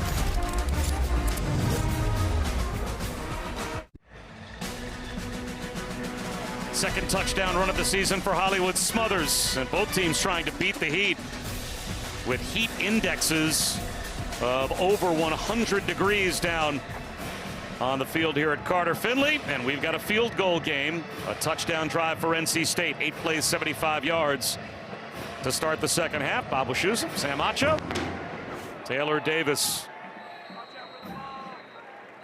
And I have been waiting for this, Sam's special sauce. It's just a privilege to be a part of the show at this point.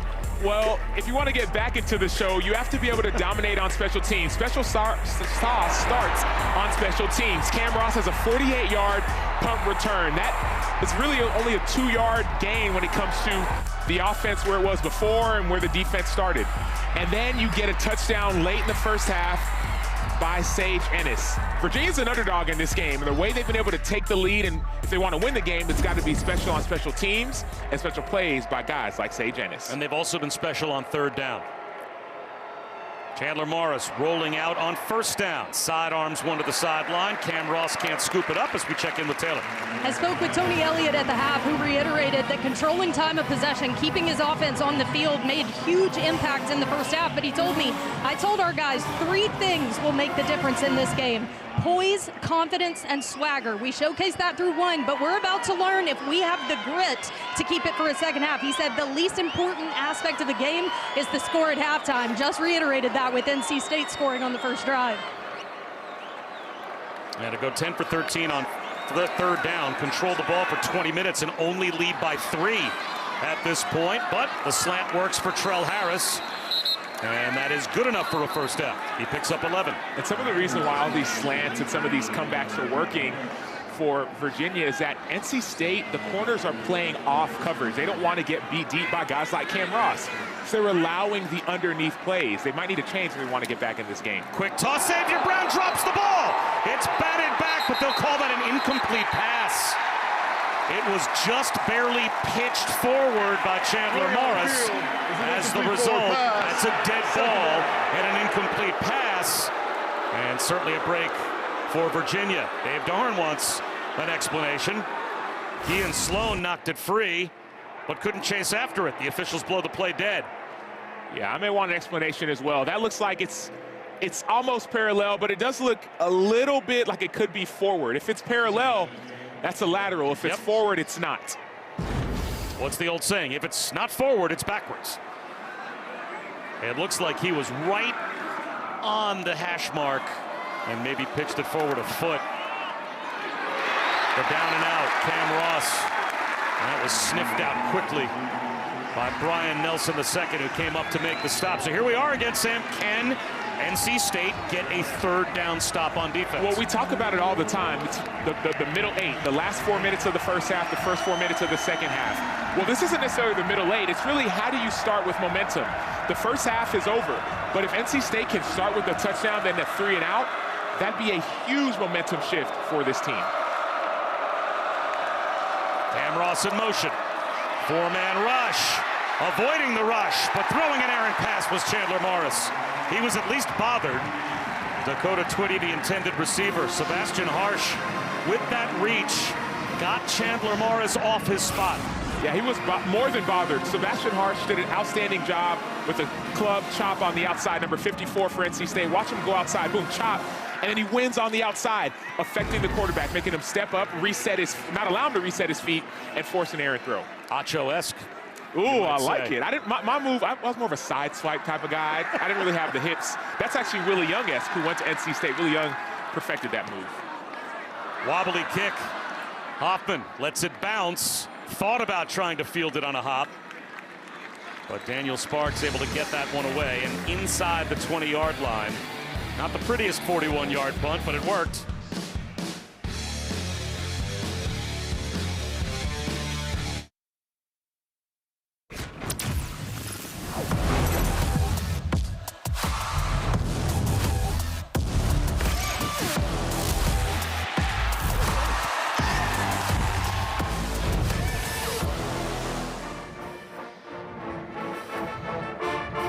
All of ESPN, all in one place, including Virginia and NC State.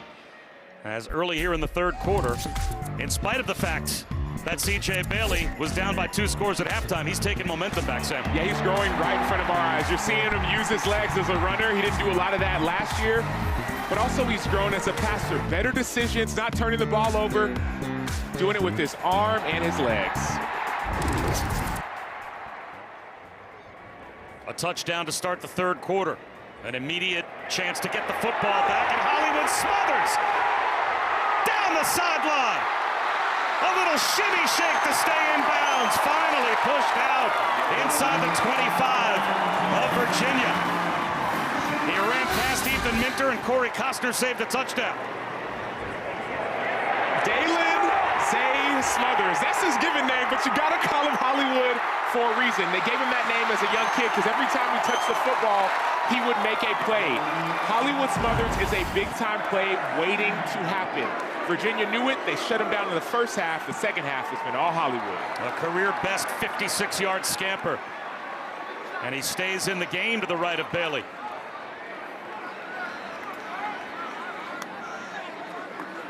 Boy, no rest for the weary. They go right back to him. And a little jump cut. He still looks fresh into the red zone. Tony Elliott, Bob, had talked about some of the confidence and how do you finish. It's easy to start something. It's harder to finish. It's easy to say, oh, man, we did it in the first half. It's hard to believe that you are the better team when you are the underdog. So this is really the momentum shifting right in front of our eyes if NC State can get the ball in the end zone. And now they've got Duke Scott in as the tailback. Once again, Cody Hardy in motion. Keep it on the ground. Up the middle, first down for Duke Scott. So Jaden Duke Scott, the redshirt freshman. The offseason lifting program, all he did was squat 550 and apparently clock a 4.3540. And he's the guy you bring off the bench behind Hollywood Smothers. Well, he's the power. Smothers is the speed, and you're seeing him running right down the middle of that Virginia defense. The doubt is starting to creep in. It's been the ground attack for NC State to start the third quarter. And this time, the defensive front for the Hoos bows up. And they get a stop. Mitchell Melton and Jason Hammond sandwich Scott behind the line of scrimmage.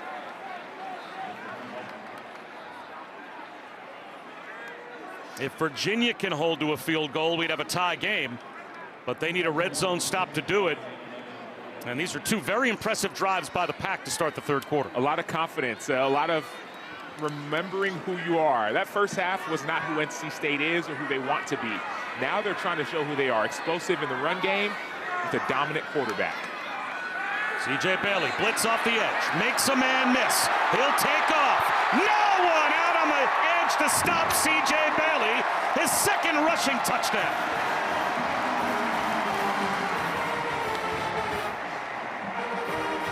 They brought Landon Danley on the blitz, and he grasped air. Landon Danley may have grasped less than air. I mean, C.J. Bailey sees the blitzer come, and he sets him up. Watch him. He just waits, boom, set him up with that inside little shimmy, and then all he sees is green grass. Yeah, we talk about the weight that he's put on, but the maturity and the growth that you're seeing in the decisions from C.J. Bailey are what could take him to that elite level.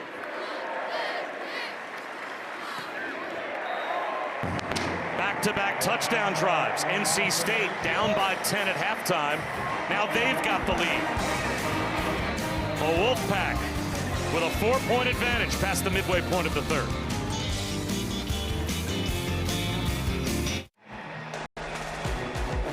You're watching the ACC on ESPN.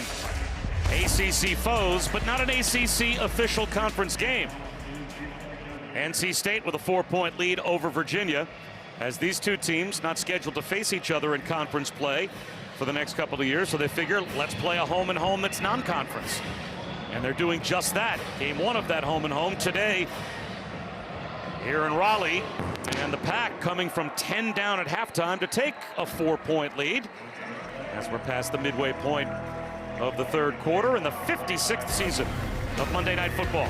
Kicks off between the Vikings and Bears, 8 Eastern, 5 Pacific on ESPN, ABC, ESPN Deportes, the all-new ESPN app. Peyton and Eli return on ESPN2. Coverage begins with Scott Van Pelt and the Monday Night Countdown crew at Soldier Field, 6 Eastern, 3 Pacific. A chance to see Caleb Williams and new head coach Ben Johnson start off the year for the Bears. J.J. McCarthy now, of course, takes over for Sam Darnold at quarterback for the Vikings. And Jamari Taylor taking over the start of this drive for Virginia, picks up 4. Sean Brown tripped him up. Going back to that Bears-Vikings. Some injuries at receiver, man. Justin Jefferson has been injured. They traded back for Adam Thielen, so J.J. McCarthy might have his work cut out for him. And Sam Darnold, of course, new landing spot in Seattle as he completely revived his career throwing to Justin Jefferson, as you would think a lot of quarterbacks might be able to throw to Justin Jefferson all of a sudden you're good at the job. Taylor lowers his shoulders, pounds his way out to about the 35-yard line, a half-yard short of the first down. So another third down coming for Virginia. Again, they were 10 for 13 in the first half, but they failed to convert on third down on their first third-quarter possession. So a big play here.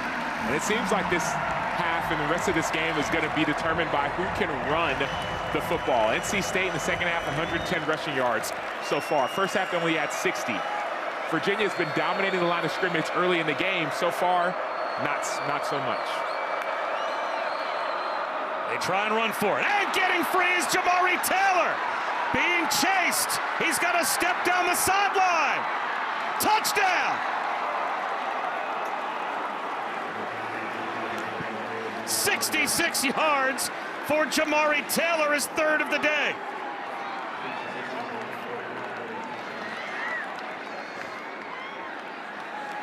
He was a walk-on at North Carolina Central. He made the team in a tryout, eventually earning a scholarship. Went on to be North Carolina Central's first ever 1,000-yard rusher. And Tony Elliott and offensive coordinator Des Kitchings believed enough in an FCS player to bring him to Charlottesville and make him an FBS ACC running back. I think it was a good decision. Bob, I don't know if you heard that song I put on for my city. Jamari Taylor went to school 15 miles from here. And this is, bad defense, poor tackling, but this is the same thing we saw on that first drive for Jamari Taylor.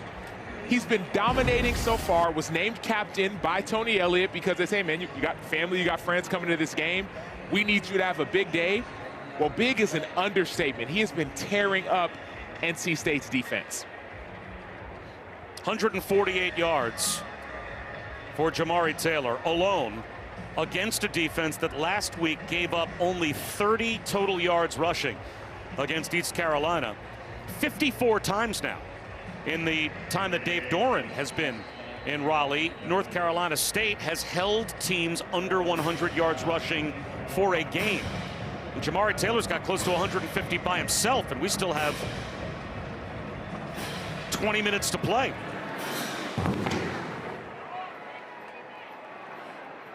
Bob, if I may, people might wonder, okay, what is happening with NC State defensively?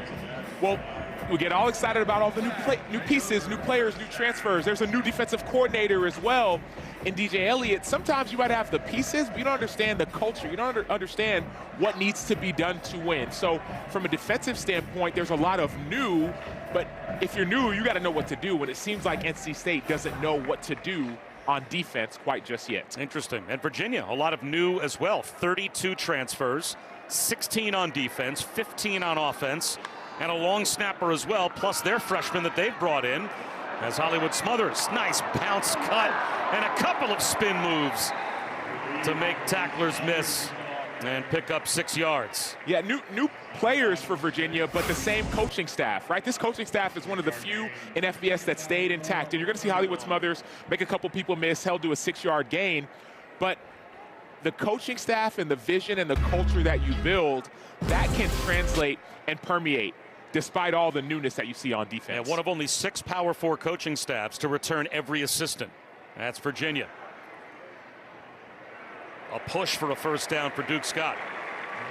So what impact is that on the new players, but even on the returning players? I mean, you can speak to experience with this when you have that kind of consistency for Virginia and you bring all the coaches back. Well, there's a sense of confidence in what you're going to do in communication. Remember, when new coaches come in, they might bring assistants with them, and they might not have the same vision as the head coach. And so sometimes you're looking to the head coach, to the assistant coach, to your position coach to try to find out, what exactly do I do?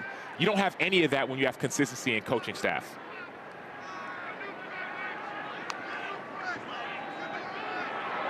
Room for Scott. Turns the corner.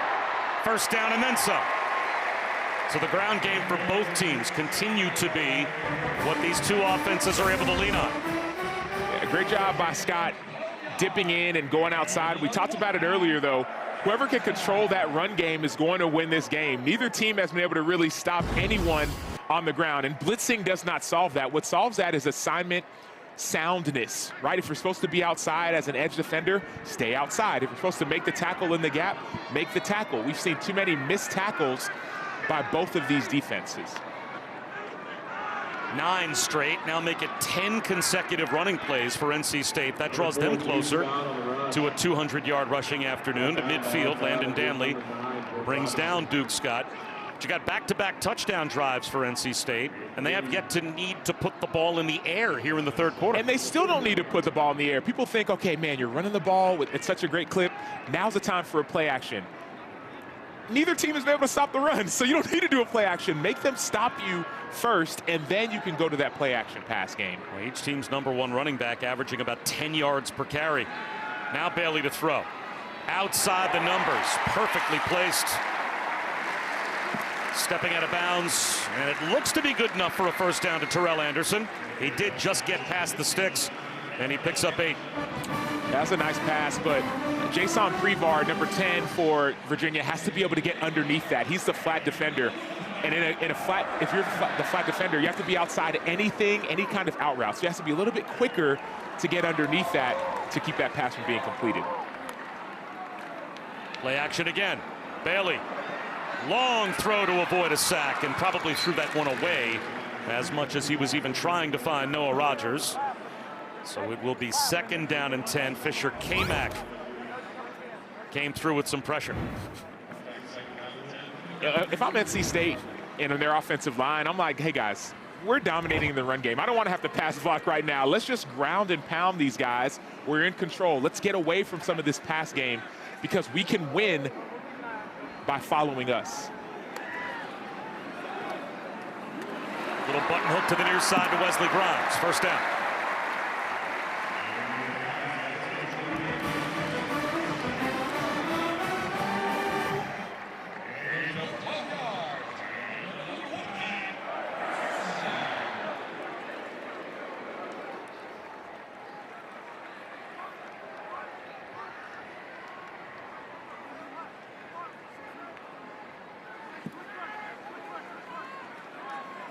Smothers back in to Bailey's left in the shotgun. C.J. Bailey, play action again. Finds Justin Jolie. 1st and goal, NC State. 20 more yards through the air, complementing the run game. And somewhat of a double move by Jolie. You're going to see him right there as a tight end. He's going to go up the field a little bit. He's going to almost have like an out and then an up. That's what has him so wide open. Great job by Jolie with the chemistry and the timing with C.J. Bailey.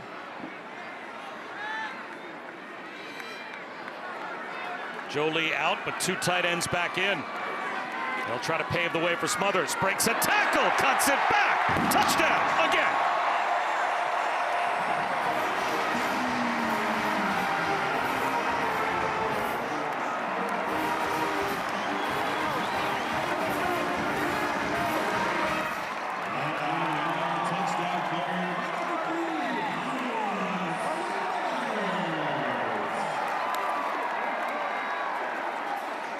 That was the one guy that Tony Elliott said we have to stop.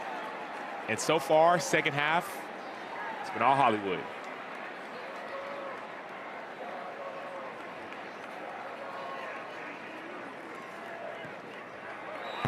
Three third-quarter possessions for NC State and 21 points on the board. They're 3 for 3, and they've got the lead back. Hollywood Smothers is given the ball, runs away from the blitz, away from the pressure, makes one man miss, and gets into the end zone. Perfectly timed play call, running away from where you think they're going to go, and then cutting back and getting into the zone. We are very excited about this. The all-new ESPN app. It is available, and it's the best way to watch sports. All of ESPN, all in one place. Live games, live stats, all the extra programming as well. Everything 30 for 30. You can track your fantasy teams, personalize them. Your favorite leagues, teams, and players can all easily be found. Everything ESPN, all in one place.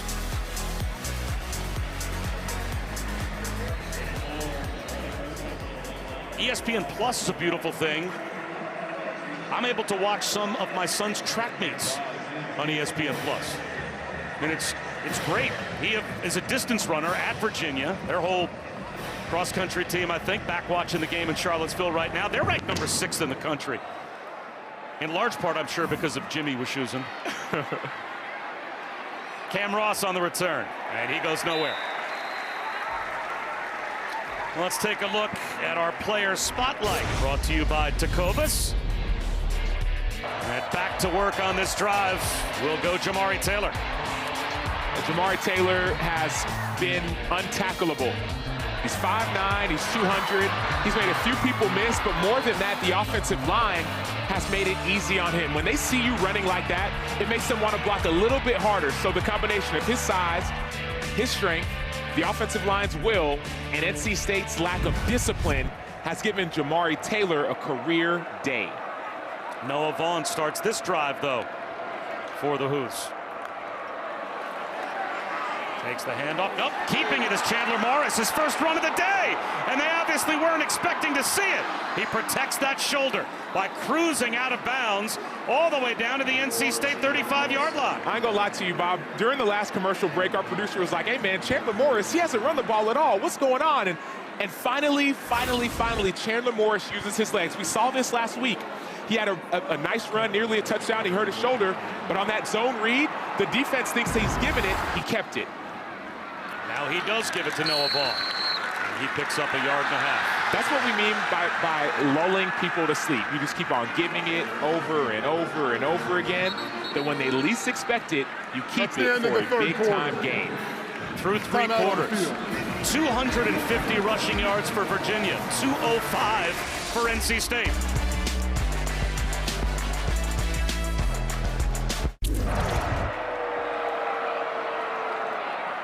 Yikes, that is an eye-opening score for Syracuse. Bob Wischusen and Sam Acho. Taylor Davis back here to start the 4th quarter in Raleigh. I think the only 2 people in the building that aren't having fun are the 2 defensive coordinators.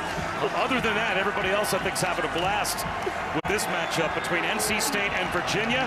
It has been a shootout. Both teams have run the ball incredibly well, and now a big 3rd down to start the 4th quarter for the Cavaliers. And don't be afraid if you're Chandler Morris to use your legs. We've seen a couple 3rd and medium, 5, 6. They've had the running game. Maybe a play action on this. False start instead, possibly.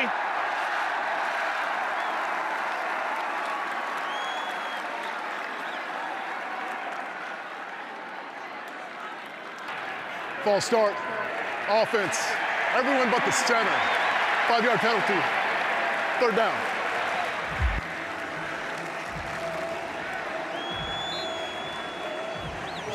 Huge penalty, because now it makes you one-dimensional. There's 3 or 4 3rd and medium or 4th and short where Virginia decided to run the ball. Now they have to pass it 3rd and 11. Only UVA's 3rd penalty of the day. It's been a very clean game penalty-wise both ways. But that's a big one to make it 3rd down and 11. Chandler Morris dumps one to a crosser. Cam Ross makes a man miss. Stood up at the 30-yard line. So now it's 4th down and 5 at the plus 30-yard line for the Hoos. From here, you're looking at about a 47, 48-yard field goal. And it looks like they will opt to send Will Bettridge out to try and make this a 1-point game, rather than go for it on 4th and 5. I like the decision. You kick the field goal. Your kicker made a couple last week. You trust Bettridge. Get it to a 1-point game. I like the decision. Holding an offense in this game to a field goal attempt to win. NC State just got to win. And Bettridge on the way. No good. Caught the upright, and UVA comes away empty on that drive.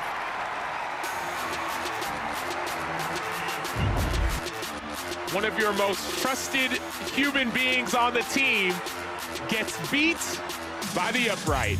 35-31, NC State.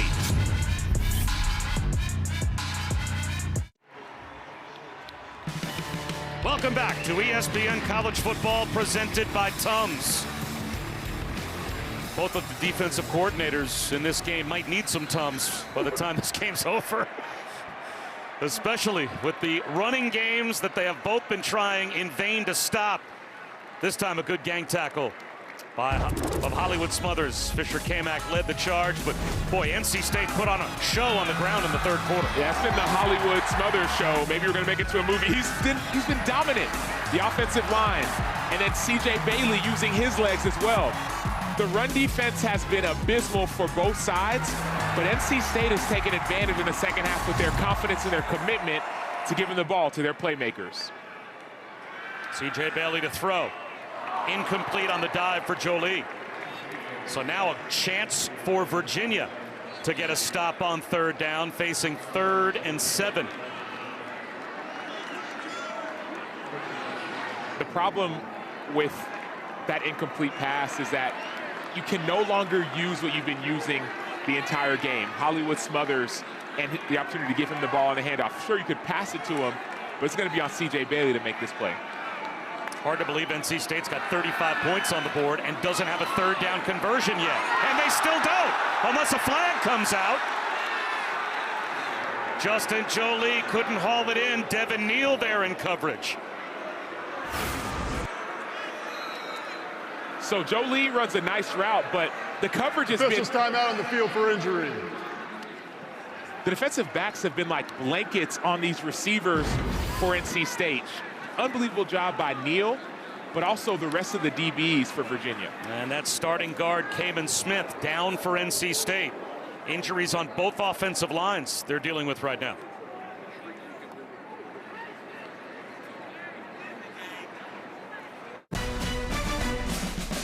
ESPN College Football is presented by Tums Fast Heartburn Relief, so you can love food back, and in part by McDonald's.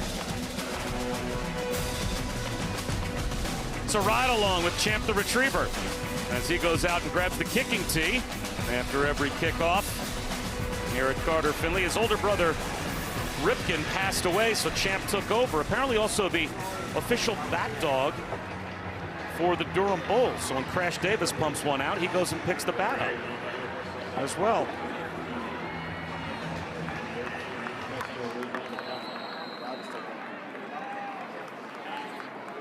Aiden Noonkester will try and change field position.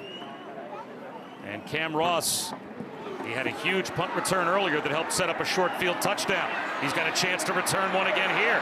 The line drive kick gives a chance to Cam Ross, and he does well to get all the way out close to midfield. So good field position for Virginia. And C.J. Bailey hit hard on that last third down play, took one right to the left ribs. Let's check in with Taylor. Yeah, guys, well, after that hit, he returned to the sideline, was actually huddled over a trash can with some trainers, seemed to make him a little bit sick. The heat continues to be a piece of this as well. Trainers encouraging him, hey, you got to stay hydrated, you got to breathe. He is back on the bench right now. He's over an iPad speaking with his teammates, but this one's definitely taking a toll on him. Well, great field position now for Virginia while Bailey gets a rest on the sideline, as both teams have one on the ground. Morris off play action, wants to put one up. Long throw to the sideline, almost intercepted. Couldn't drop it in over the outstretched hands of J.J. Johnson. And Taylor, you're seeing a couple of different injuries that each offensive line is having to deal with right now as well. Absolutely. Virginia offensive lineman Noah Josie spent some time in the tent. He's been a key piece for them on the left side with the right side kind of in flux. He came out draped in cold towels. He was snacking on some pretzels with trainers. They're doing everything they can to get their guys, especially up front, to finish this one in some 90-degree plus heat. So Josie able to return. We'll see if Kamen Smith can return as well the next time NC State has the ball. Well-designed screen here for Jamari Taylor across midfield with a first down. And I love that report, Taylor, about Josie, because they've been running to the left side of this offensive line. We were talking about it, Taylor, in the break of how often the big runs have been to the left. So the fact that Noah Josie is able to be back into this game and try to finish this game could be all the difference.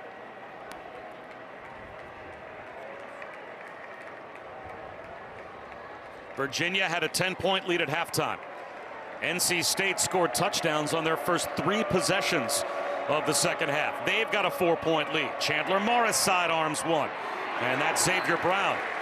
Doesn't get much. Only a yard. It feels, and Bob, now he's hurt. And it feels, Bob, like this drive could swing things, right? We've seen NC State score and score and score and then get stopped. And all of a sudden, Virginia had an opportunity to score, and then they missed that field goal off the upright. They've been able to drive the ball, but this seems like it's going to be a who has the ball at the end type of game is going to win it. It could easily come down to a last possession. Certainly has that feel. Empty backfield, quarterback draw. Chandler Morris. He puts that shoulder in harm's way and only picks up 3 yards.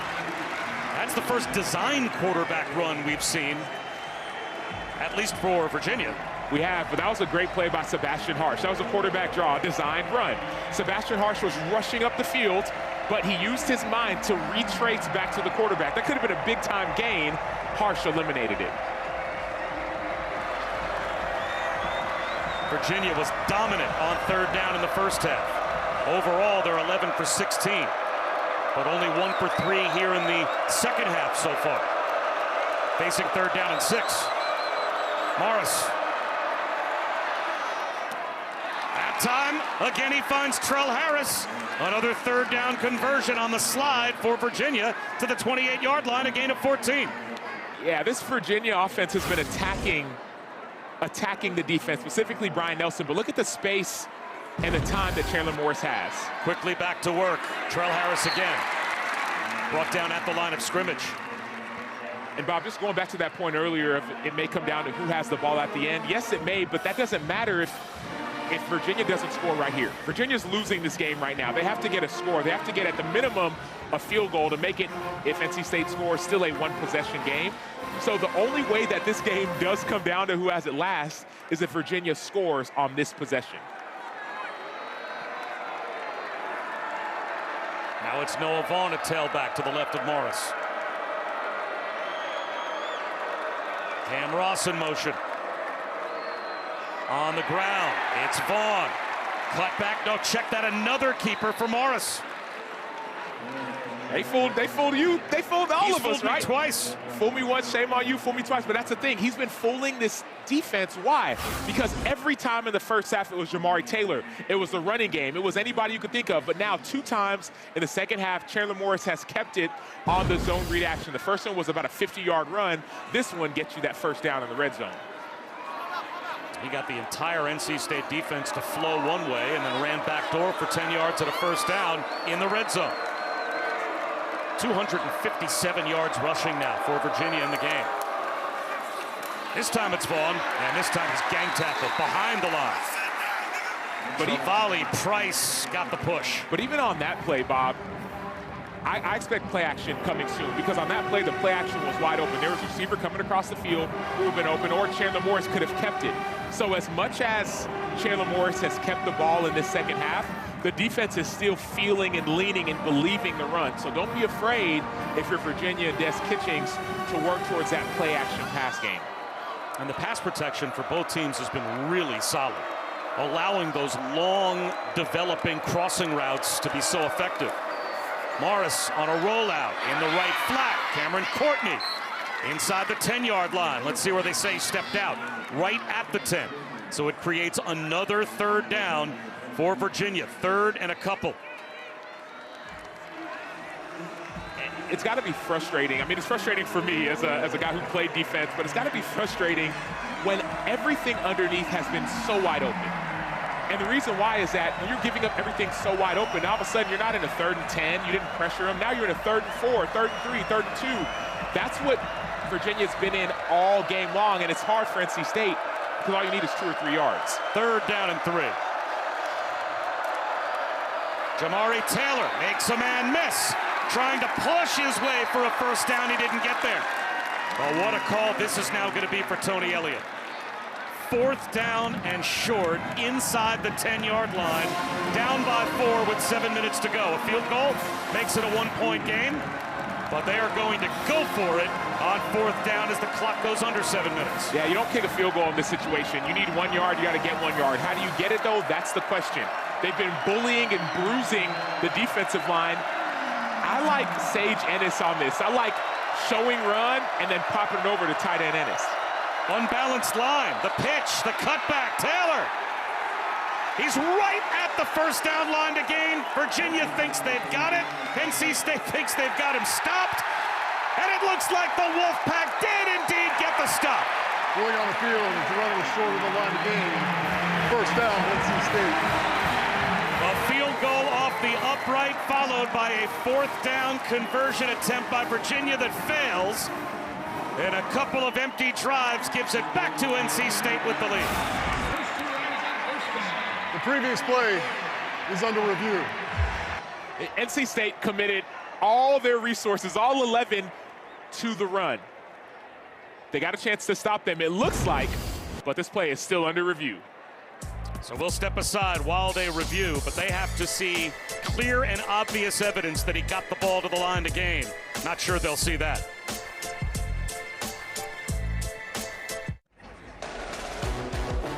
So many momentum swings between NC State and Virginia. A non-conference matchup between these two ACC rivals. Bob Wischusen, Sam Acho, Taylor Davis here in Raleigh. They did go to review just to make sure that they spotted the ball correctly, and they did. So it is a fourth down stop for NC State. They've got the ball back just inside their own 8-yard line. 6.5 minutes to go. And the Pack protecting a 4-point lead. Hollywood smothers, face mask to face mask. He is planted by Mitchell Melton for a loss of at least a yard. Let's take a look at this week's college football rankings, brought to you by Chick-fil-A. And right now, no issues for Penn State or Texas in their respective games. Georgia off to the early lead, as you would expect, against Austin Peay. As this week, not the top 10 matchups that we saw last week. For certain, all the top 10 pretty heavy favorites. C.J. Bailey, quarterback keeper. He goes nowhere. He's driven back. Anthony Britton arrived first. Helped out by Hunter Osborne. Bob, so now back-to-back running plays. Losses on both, 3rd down and 12. Bob, these are my favorite. This is my favorite part of football.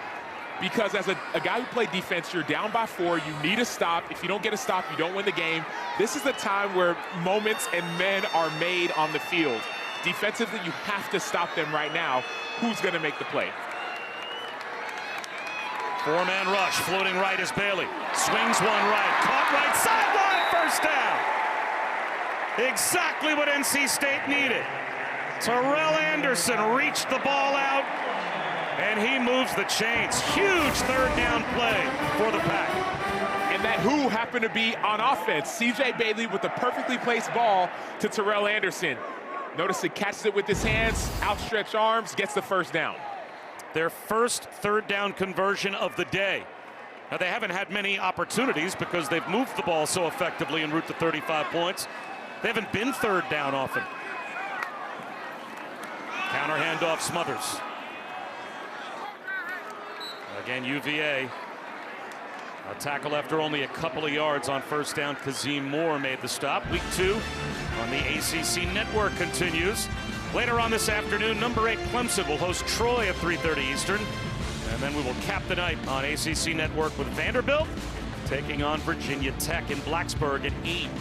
Both games also available on the all-new ESPN app, so you can watch anywhere. Virginia Tech didn't look bad, even in the loss last week. They looked like they were a better football team than they were last year. Yeah, they pushed South Carolina for a long time. Looping throw down the sideline, incomplete. They try the wheel route for Hollywood Smothers. So now another 3rd down has been forced by the Cavaliers to see if they can get off the field. Yeah, this is going to be a critical play, and I still don't mind keeping the ball in C.J. Bailey's hands. We saw that Virginia brought blitz not too long ago. C.J. Bailey made a miss and scored a touchdown. So I understand you want to try to run the clock out and all those things. No, man, keep the ball in your best player's hands and let him make magic. Yeah, they need at least 3 more 1st downs to really put a dent in the clock, as Virginia has all 3 of their timeouts. Bailey, he's looking to run. He gets cut down right about at the 1st down line to gain. Let's see where they mark him down. It looks like he's going to be about a yard short. Under 4 minutes to go on the clock moving. It's 4th down and 1. NC State with their offense still on the field, looking over at the sideline. Will they punt it back to Virginia or go for it on 4th and 1? No, they should be looking for a long time. This is the non-question. You punt the ball, you could wait till the clock dials down to 1-0, call timeout, but if you don't get it here. Well, it could be a hard count, play clock at 8. Will they snap the ball? Will Virginia stay disciplined? 3, 2, and 1 on the play clock, and now the predictable timeout called by Dave Doran. It'll be 30 seconds. And here comes the punt squad. To your point, Sam. And here comes Cam Ross as well. Cam Ross had that 48-yard punt return that led to points. His last punt return, it was close. It was close. He got about 20 yards on that return, but it was close. So as much as it was a win for Virginia to stop NC State, it may be even a bigger victory if Cam Ross touches the rock. The other thing that could be interesting, and you don't know how these last 3.5 minutes are going to play out, NC State, for the sake of bluffing on 4th down there, just used one of their 3 timeouts. So they only have 2 left. Now, if Virginia takes the lead, how important could that lost timeout be? Will they punt the ball away after all? Now, wait a minute. They're not putting the punt squad on the field. They've got Will Wilson, the freshman quarterback who they have this package of Wildcat plays for, is in the game. 4th and 1. Will the Wolfpack go for it after all? They will. Wilson. It looks like he's got the push for the first down. Gutsy call from Dave Doran, and the true freshman picks it up. Dave, I don't know his middle name, Doran. From your own 28-yard line, putting in a freshman, the snap was high.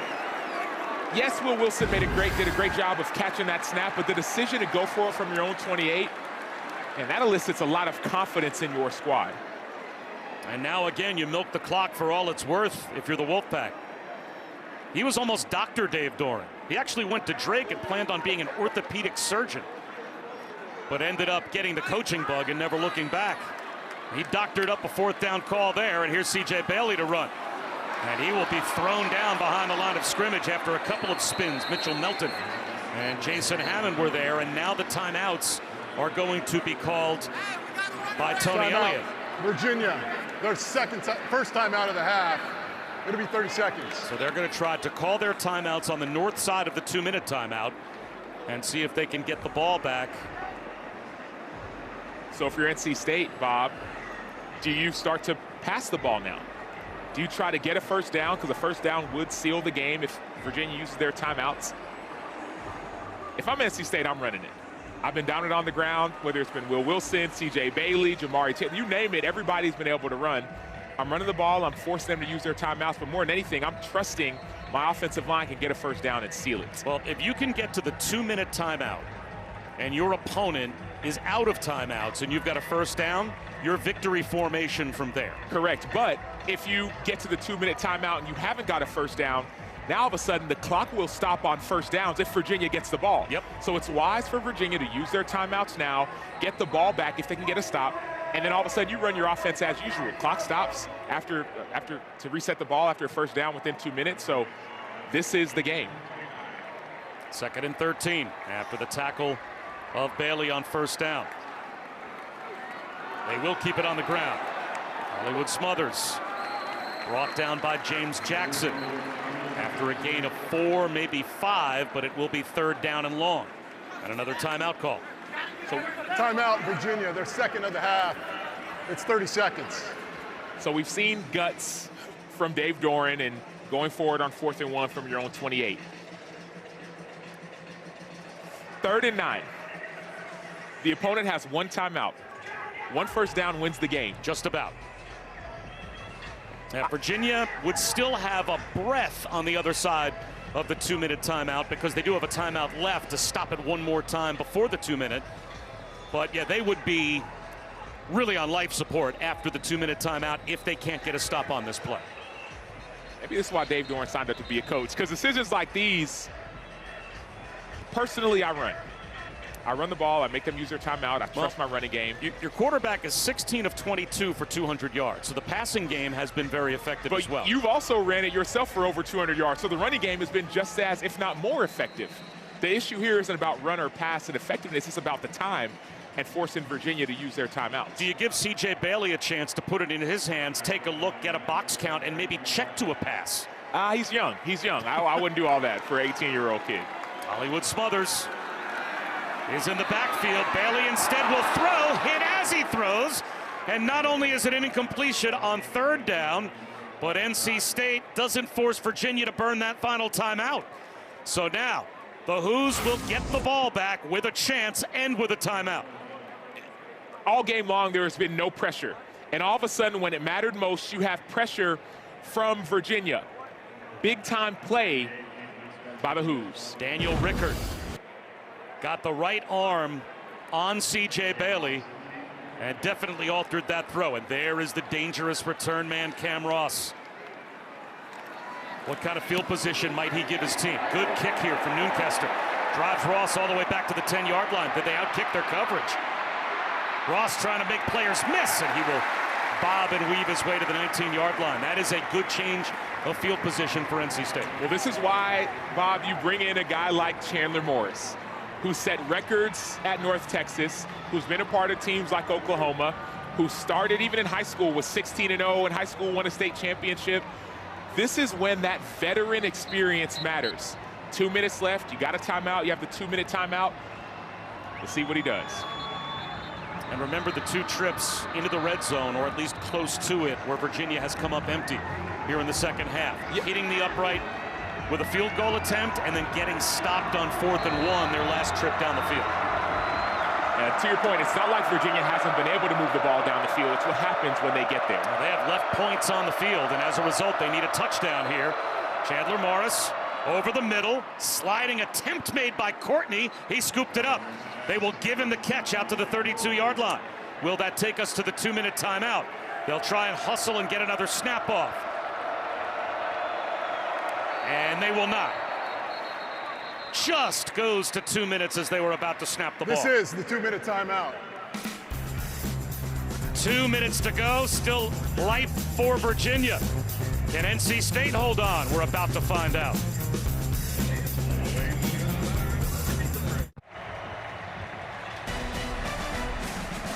DJ Elliott's defense, well, they've allowed 31 points to be scored, but they've gotten a couple of stops here in the second half. And they need one more to try and hold on against Virginia. But the Cavaliers have it back with a timeout. They need a touchdown to win. Wide open, toe tap Edrin. And he has the catch out to midfield. And this is the great thing about football. First quarter, what did we get? It was all Jamal Edrin. Fourth quarter, what are we getting? Back to the basics. Unbelievable job getting 1 foot in bounds by Jamal Edrin. Morris running the hurry up. Into that same soft spot to Edrin. He toe taps again. Back-to-back outs to the sideline. Connect. Morris to Edrin. Big-time players make big-time plays in big-time games. You have to be deeper as a defender to get more underneath that. And a ton of time on the clock. Morris over the middle, but that one's dropped by Ross. It looked like Cam Ross had it in his hands, and he is frustrated. Couldn't hold on, being trailed by Jackson Vick. So all momentum so far for Virginia on this drive. Whose names have we haven't heard on this drive? Sebastian Harsh, Kean Sloan, Kenny Soares, those 3 defenders, number 33, number 54, and number 8. Those are the playmakers. They have to step up right now. Morris dumps it in the right flat to Jamari Taylor. Trying to get to the sideline. And he only picks up not only about a yard, but keeps the clock moving, being tackled well inbounds. So, down to about 90 seconds to go. Sean Brown, Jackson Vick sandwiched him. Obviously 4-down territory here for Virginia, 3rd and 9. High snap pulled down by Morris. Over the middle, complete inside the 15-yard line. And Ross, after unable to hold on to one earlier, comes back with a big catch for 20. Climbs the ladder to make the play. Cam Ross is their guy. So when you need a play, get it to your guys. Still over a minute on the clock. Chandler Morris scrambling right, floats one in the end zone for an interception.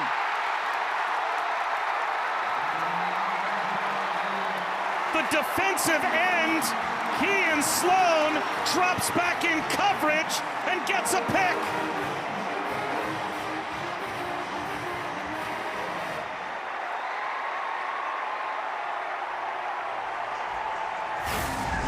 From pass rusher to interceptor. He's everywhere, right? He's an X-Man. He's Nightcrawler. He everywhere you want a player to be, he's going to be there. Kean Sloan has the running back man-to-man. Most outside linebackers, defensive ends, they can't even catch. Like, I was one. I could barely catch, otherwise I've been a tight end. Yet he stays in coverage, he gets his eyes back, and he makes the game-sealing play. Kean Sloan, he was an impact player to start the game. He was an impact player last week, an impact player at Utah State, and he's brought all of that impact to NC State. That's the first takeaway for either defense in this game, and it ends it for NC State. The first career interception for Kean Sloan. And that means victory formation for the Pack. Well, both of these teams' records in the ACC will still say 0-0 because, again, this is not an official ACC game. But it feels like an ACC win, I'm sure, if you're the Wolfpack.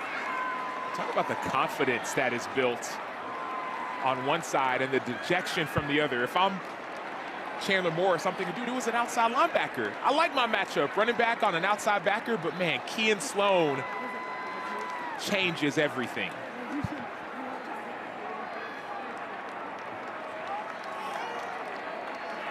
C.J. Bailey to take one final knee, and that will do it. It was a 10-point lead for Virginia at halftime, but NC State with a big second-half comeback to take down the Hoos 35-31 in a terrific football game. Well, every year these two teams don't play in ACC play. Sign us up for this. Keep this rivalry game going. Man, what a game, what a matchup. We talked about it maybe coming down to who had the ball last. Well, NC State took the ball last. Kean Sloan, number 8, transfer from Utah State. Unbelievable play. Let's go down to Taylor. Thanks, guys. Well, Coach, a 4th down goal line stop last week, an interception in the end zone this week. What is it about this team that just keeps fighting?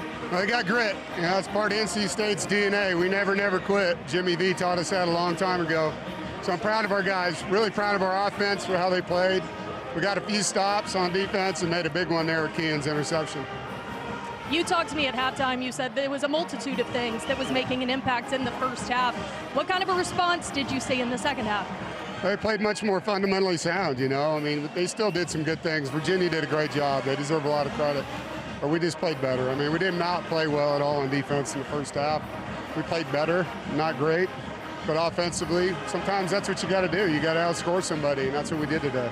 We got to talk about your young quarterback, C.J. Bailey, who just seems like the moment's never too big for him. What are you learning about him early in the season? He lives for the moment. Like, that's his favorite point in the game. Like, his first start was at Clemson. He was the most excited guy in the locker room. You know, that's just who he is.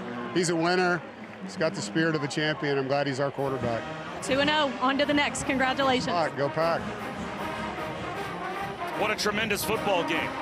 930 yards of combined total offense between the two teams. And it comes down to a defensive play. That's made by Kean Sloan. Interception in the end zone to allow NC State to survive and escape with a 4-point win. A lot of fun here in Raleigh. You heard from Taylor Davis for Sam Acho as well. I'm Bob Wischusen. 35-31 again is your final. NC State over Virginia. Thanks so much for watching, and enjoy the rest of your college football Saturday as we send you back to the studio. Trevor Matich and Kevin Commerce. Just about, 22 right miles or so from here Oh. to check out this non-conference showdown between Virginia and NC State. First quarter scoreless, Virginia 4th and 1. Jamari Taylor says, I only need 1 yard. Come on. But I'm going to go 39 back to pay dirt. Touchdown Hoos. And they're on the board early in enemy territory, 7-0. Second quarter, 2nd and 9 for NC State. CJ Bailey, coach. Love what we're seeing from this young man. Let me tell you, the sky's the limit for this guy. You go back and look at his numbers in the first half. He was playing his tail off. The second half, the critical plays he made, and just everything that they're doing as an offense right now. And what I'm excited about, they still haven't played their best ball, but it's 2 weeks in a row. They've got a critical stop in the red zone to win the daggone game. And this guy is playing. They're defensively, they're making the plays when they have to. But this guy right here, watch out, ACC. This guy's around now. He's going to be a problem for everybody. Can do it with his arms, clearly can do it with his legs there. NC State up 28-24. Then here Taylor finds an opening. Don't let him see What's up daylight. with 4th and 1 and 3rd and 1? This guy taking it 90 yards to the Everybody's house. at the line of scrimmage. He breaks that line, it's gone. That gives Virginia the lead again, 31-28. 50 seconds left in the third. Hollywood smothers. There goes that NC State run game. Wow. Up the middle, NC State up 35-31. Late fourth quarter. Here you go. Who's 4th and 1? Stopped by that State defense just short of the line to gain. So that is a turnover on downs late in the fourth quarter. And what, like you just said, Coach, this NC State defense wondering what they would look like this season. Tony Gibson gone. Now the head coach at Marshall. They've stepped up big 2 weeks in a row against ECU. Last week to end the game, and then again today against Virginia. Hollywood smothers. Bright lights, just like the city of Hollywood. First NC State player to rush for 130 yards or more and 2 touchdowns in a game. First since Reggie Gillespie, the second in 2018. Look, this run game hasn't been their strong suit, but it feels like it's starting to pick up. Here is Dave Dorn after the game talking about the win at Carter-Finley. Well, Coach, a 4th down goal line stop last week, an interception in the end zone this week. What is it about this team that just keeps fighting? Well, they got grit. You know, it's part of NC State's DNA. We never quit. Jimmy V taught us that a long time ago. So I'm proud of our guys, really proud of our offense for how they played. We got a few stops on defense and made a big one there with Keenan's interception. You talked to me at halftime. You said there was a multitude of things that was making an impact in the first half. What kind of a response did you see in the second half? They played much more fundamentally sound, you know. I mean, they still did some good things. Virginia did a great job. They deserve a lot of credit. But we just played better. I mean, we did not play well at all on defense in the first half. We played better, not great. But offensively, sometimes that's what you got to do. You got to outscore somebody, and that's what we did today.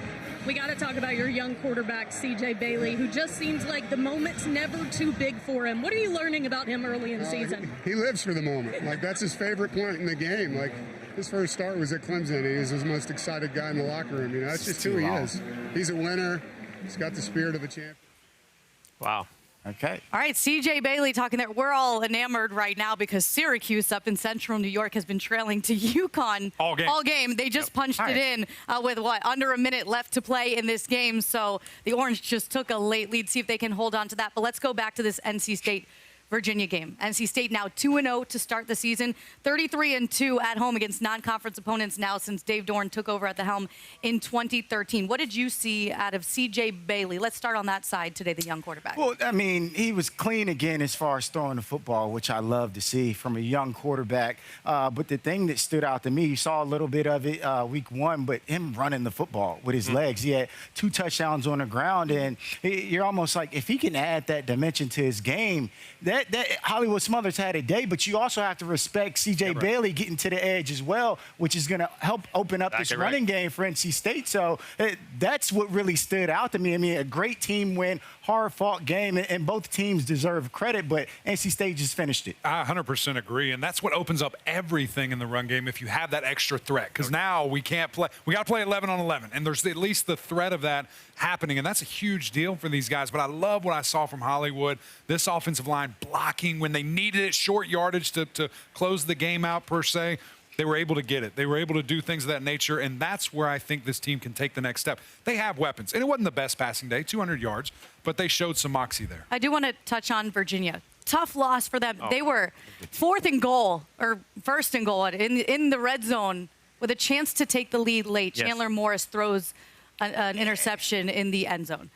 But he had a really good game, and we noted it all day as we're watching this team. This isn't the same Virginia as they have been the last few years. Why, Coach? You look at the numbers. They had over 500 yards of offense. Yeah. That's the only turnover they had all day. Yeah. It happened to be he left the ball inside instead of throwing it outside. But they had a chance to win the game. They're making plays. They were in the game. They came back. They had a lead at halftime. You know, NC State roared back, and the running game got them in the second half, got going, like you said. And then Virginia came right back, though. Their DNA did not give up. He let them down. He made some unbelievable throws to get them there. That's what he's got to remember. And then down there, you want to win so bad. You remember his first down. Just if it's not there, though, you know, I say missing the safe zone. We get it. Nobody gets it. Play smart. The only time you can take a chance is on fourth down. And he knows that. There's nobody knows that better than he does. Yeah. He's a coach's son, and he understands that. But he played an outstanding game except for one play. But when you're in games like this, that's what happens, one play. And what NC State has learned to do, they're learning to win. Winning is a learned behavior. They're learning to make plays at critical times. Yeah, and you know what? For Virginia, again, reiterating, this is a non-conference game. This does not go against their ACC record, so everything still ahead for them in terms of trying to make a run to Charlotte. Very favorable schedule. They can clearly score some points with Chandler Morris there at quarterback. It's just a confidence-building loss, right? Because, I mean, a year ago, 2 years ago, UVA wouldn't have been in a game like this. But the fact that you have a quarterback that you can lean on to get you into these spots, that running game has been gone from UVA for the last 4 years, and you bring in a guy like Jamari Taylor, ends up with over 150 yards rushing. I mean, that's huge for them. I know you didn't win the game, but that was if you win it, it puts you in a different tier. But now at least you believe you can win those games. When I'm watching them, it looked like they believed they could win this game. And so, no, they didn't win this game, but they're going to be a dangerous team moving forward. I agree.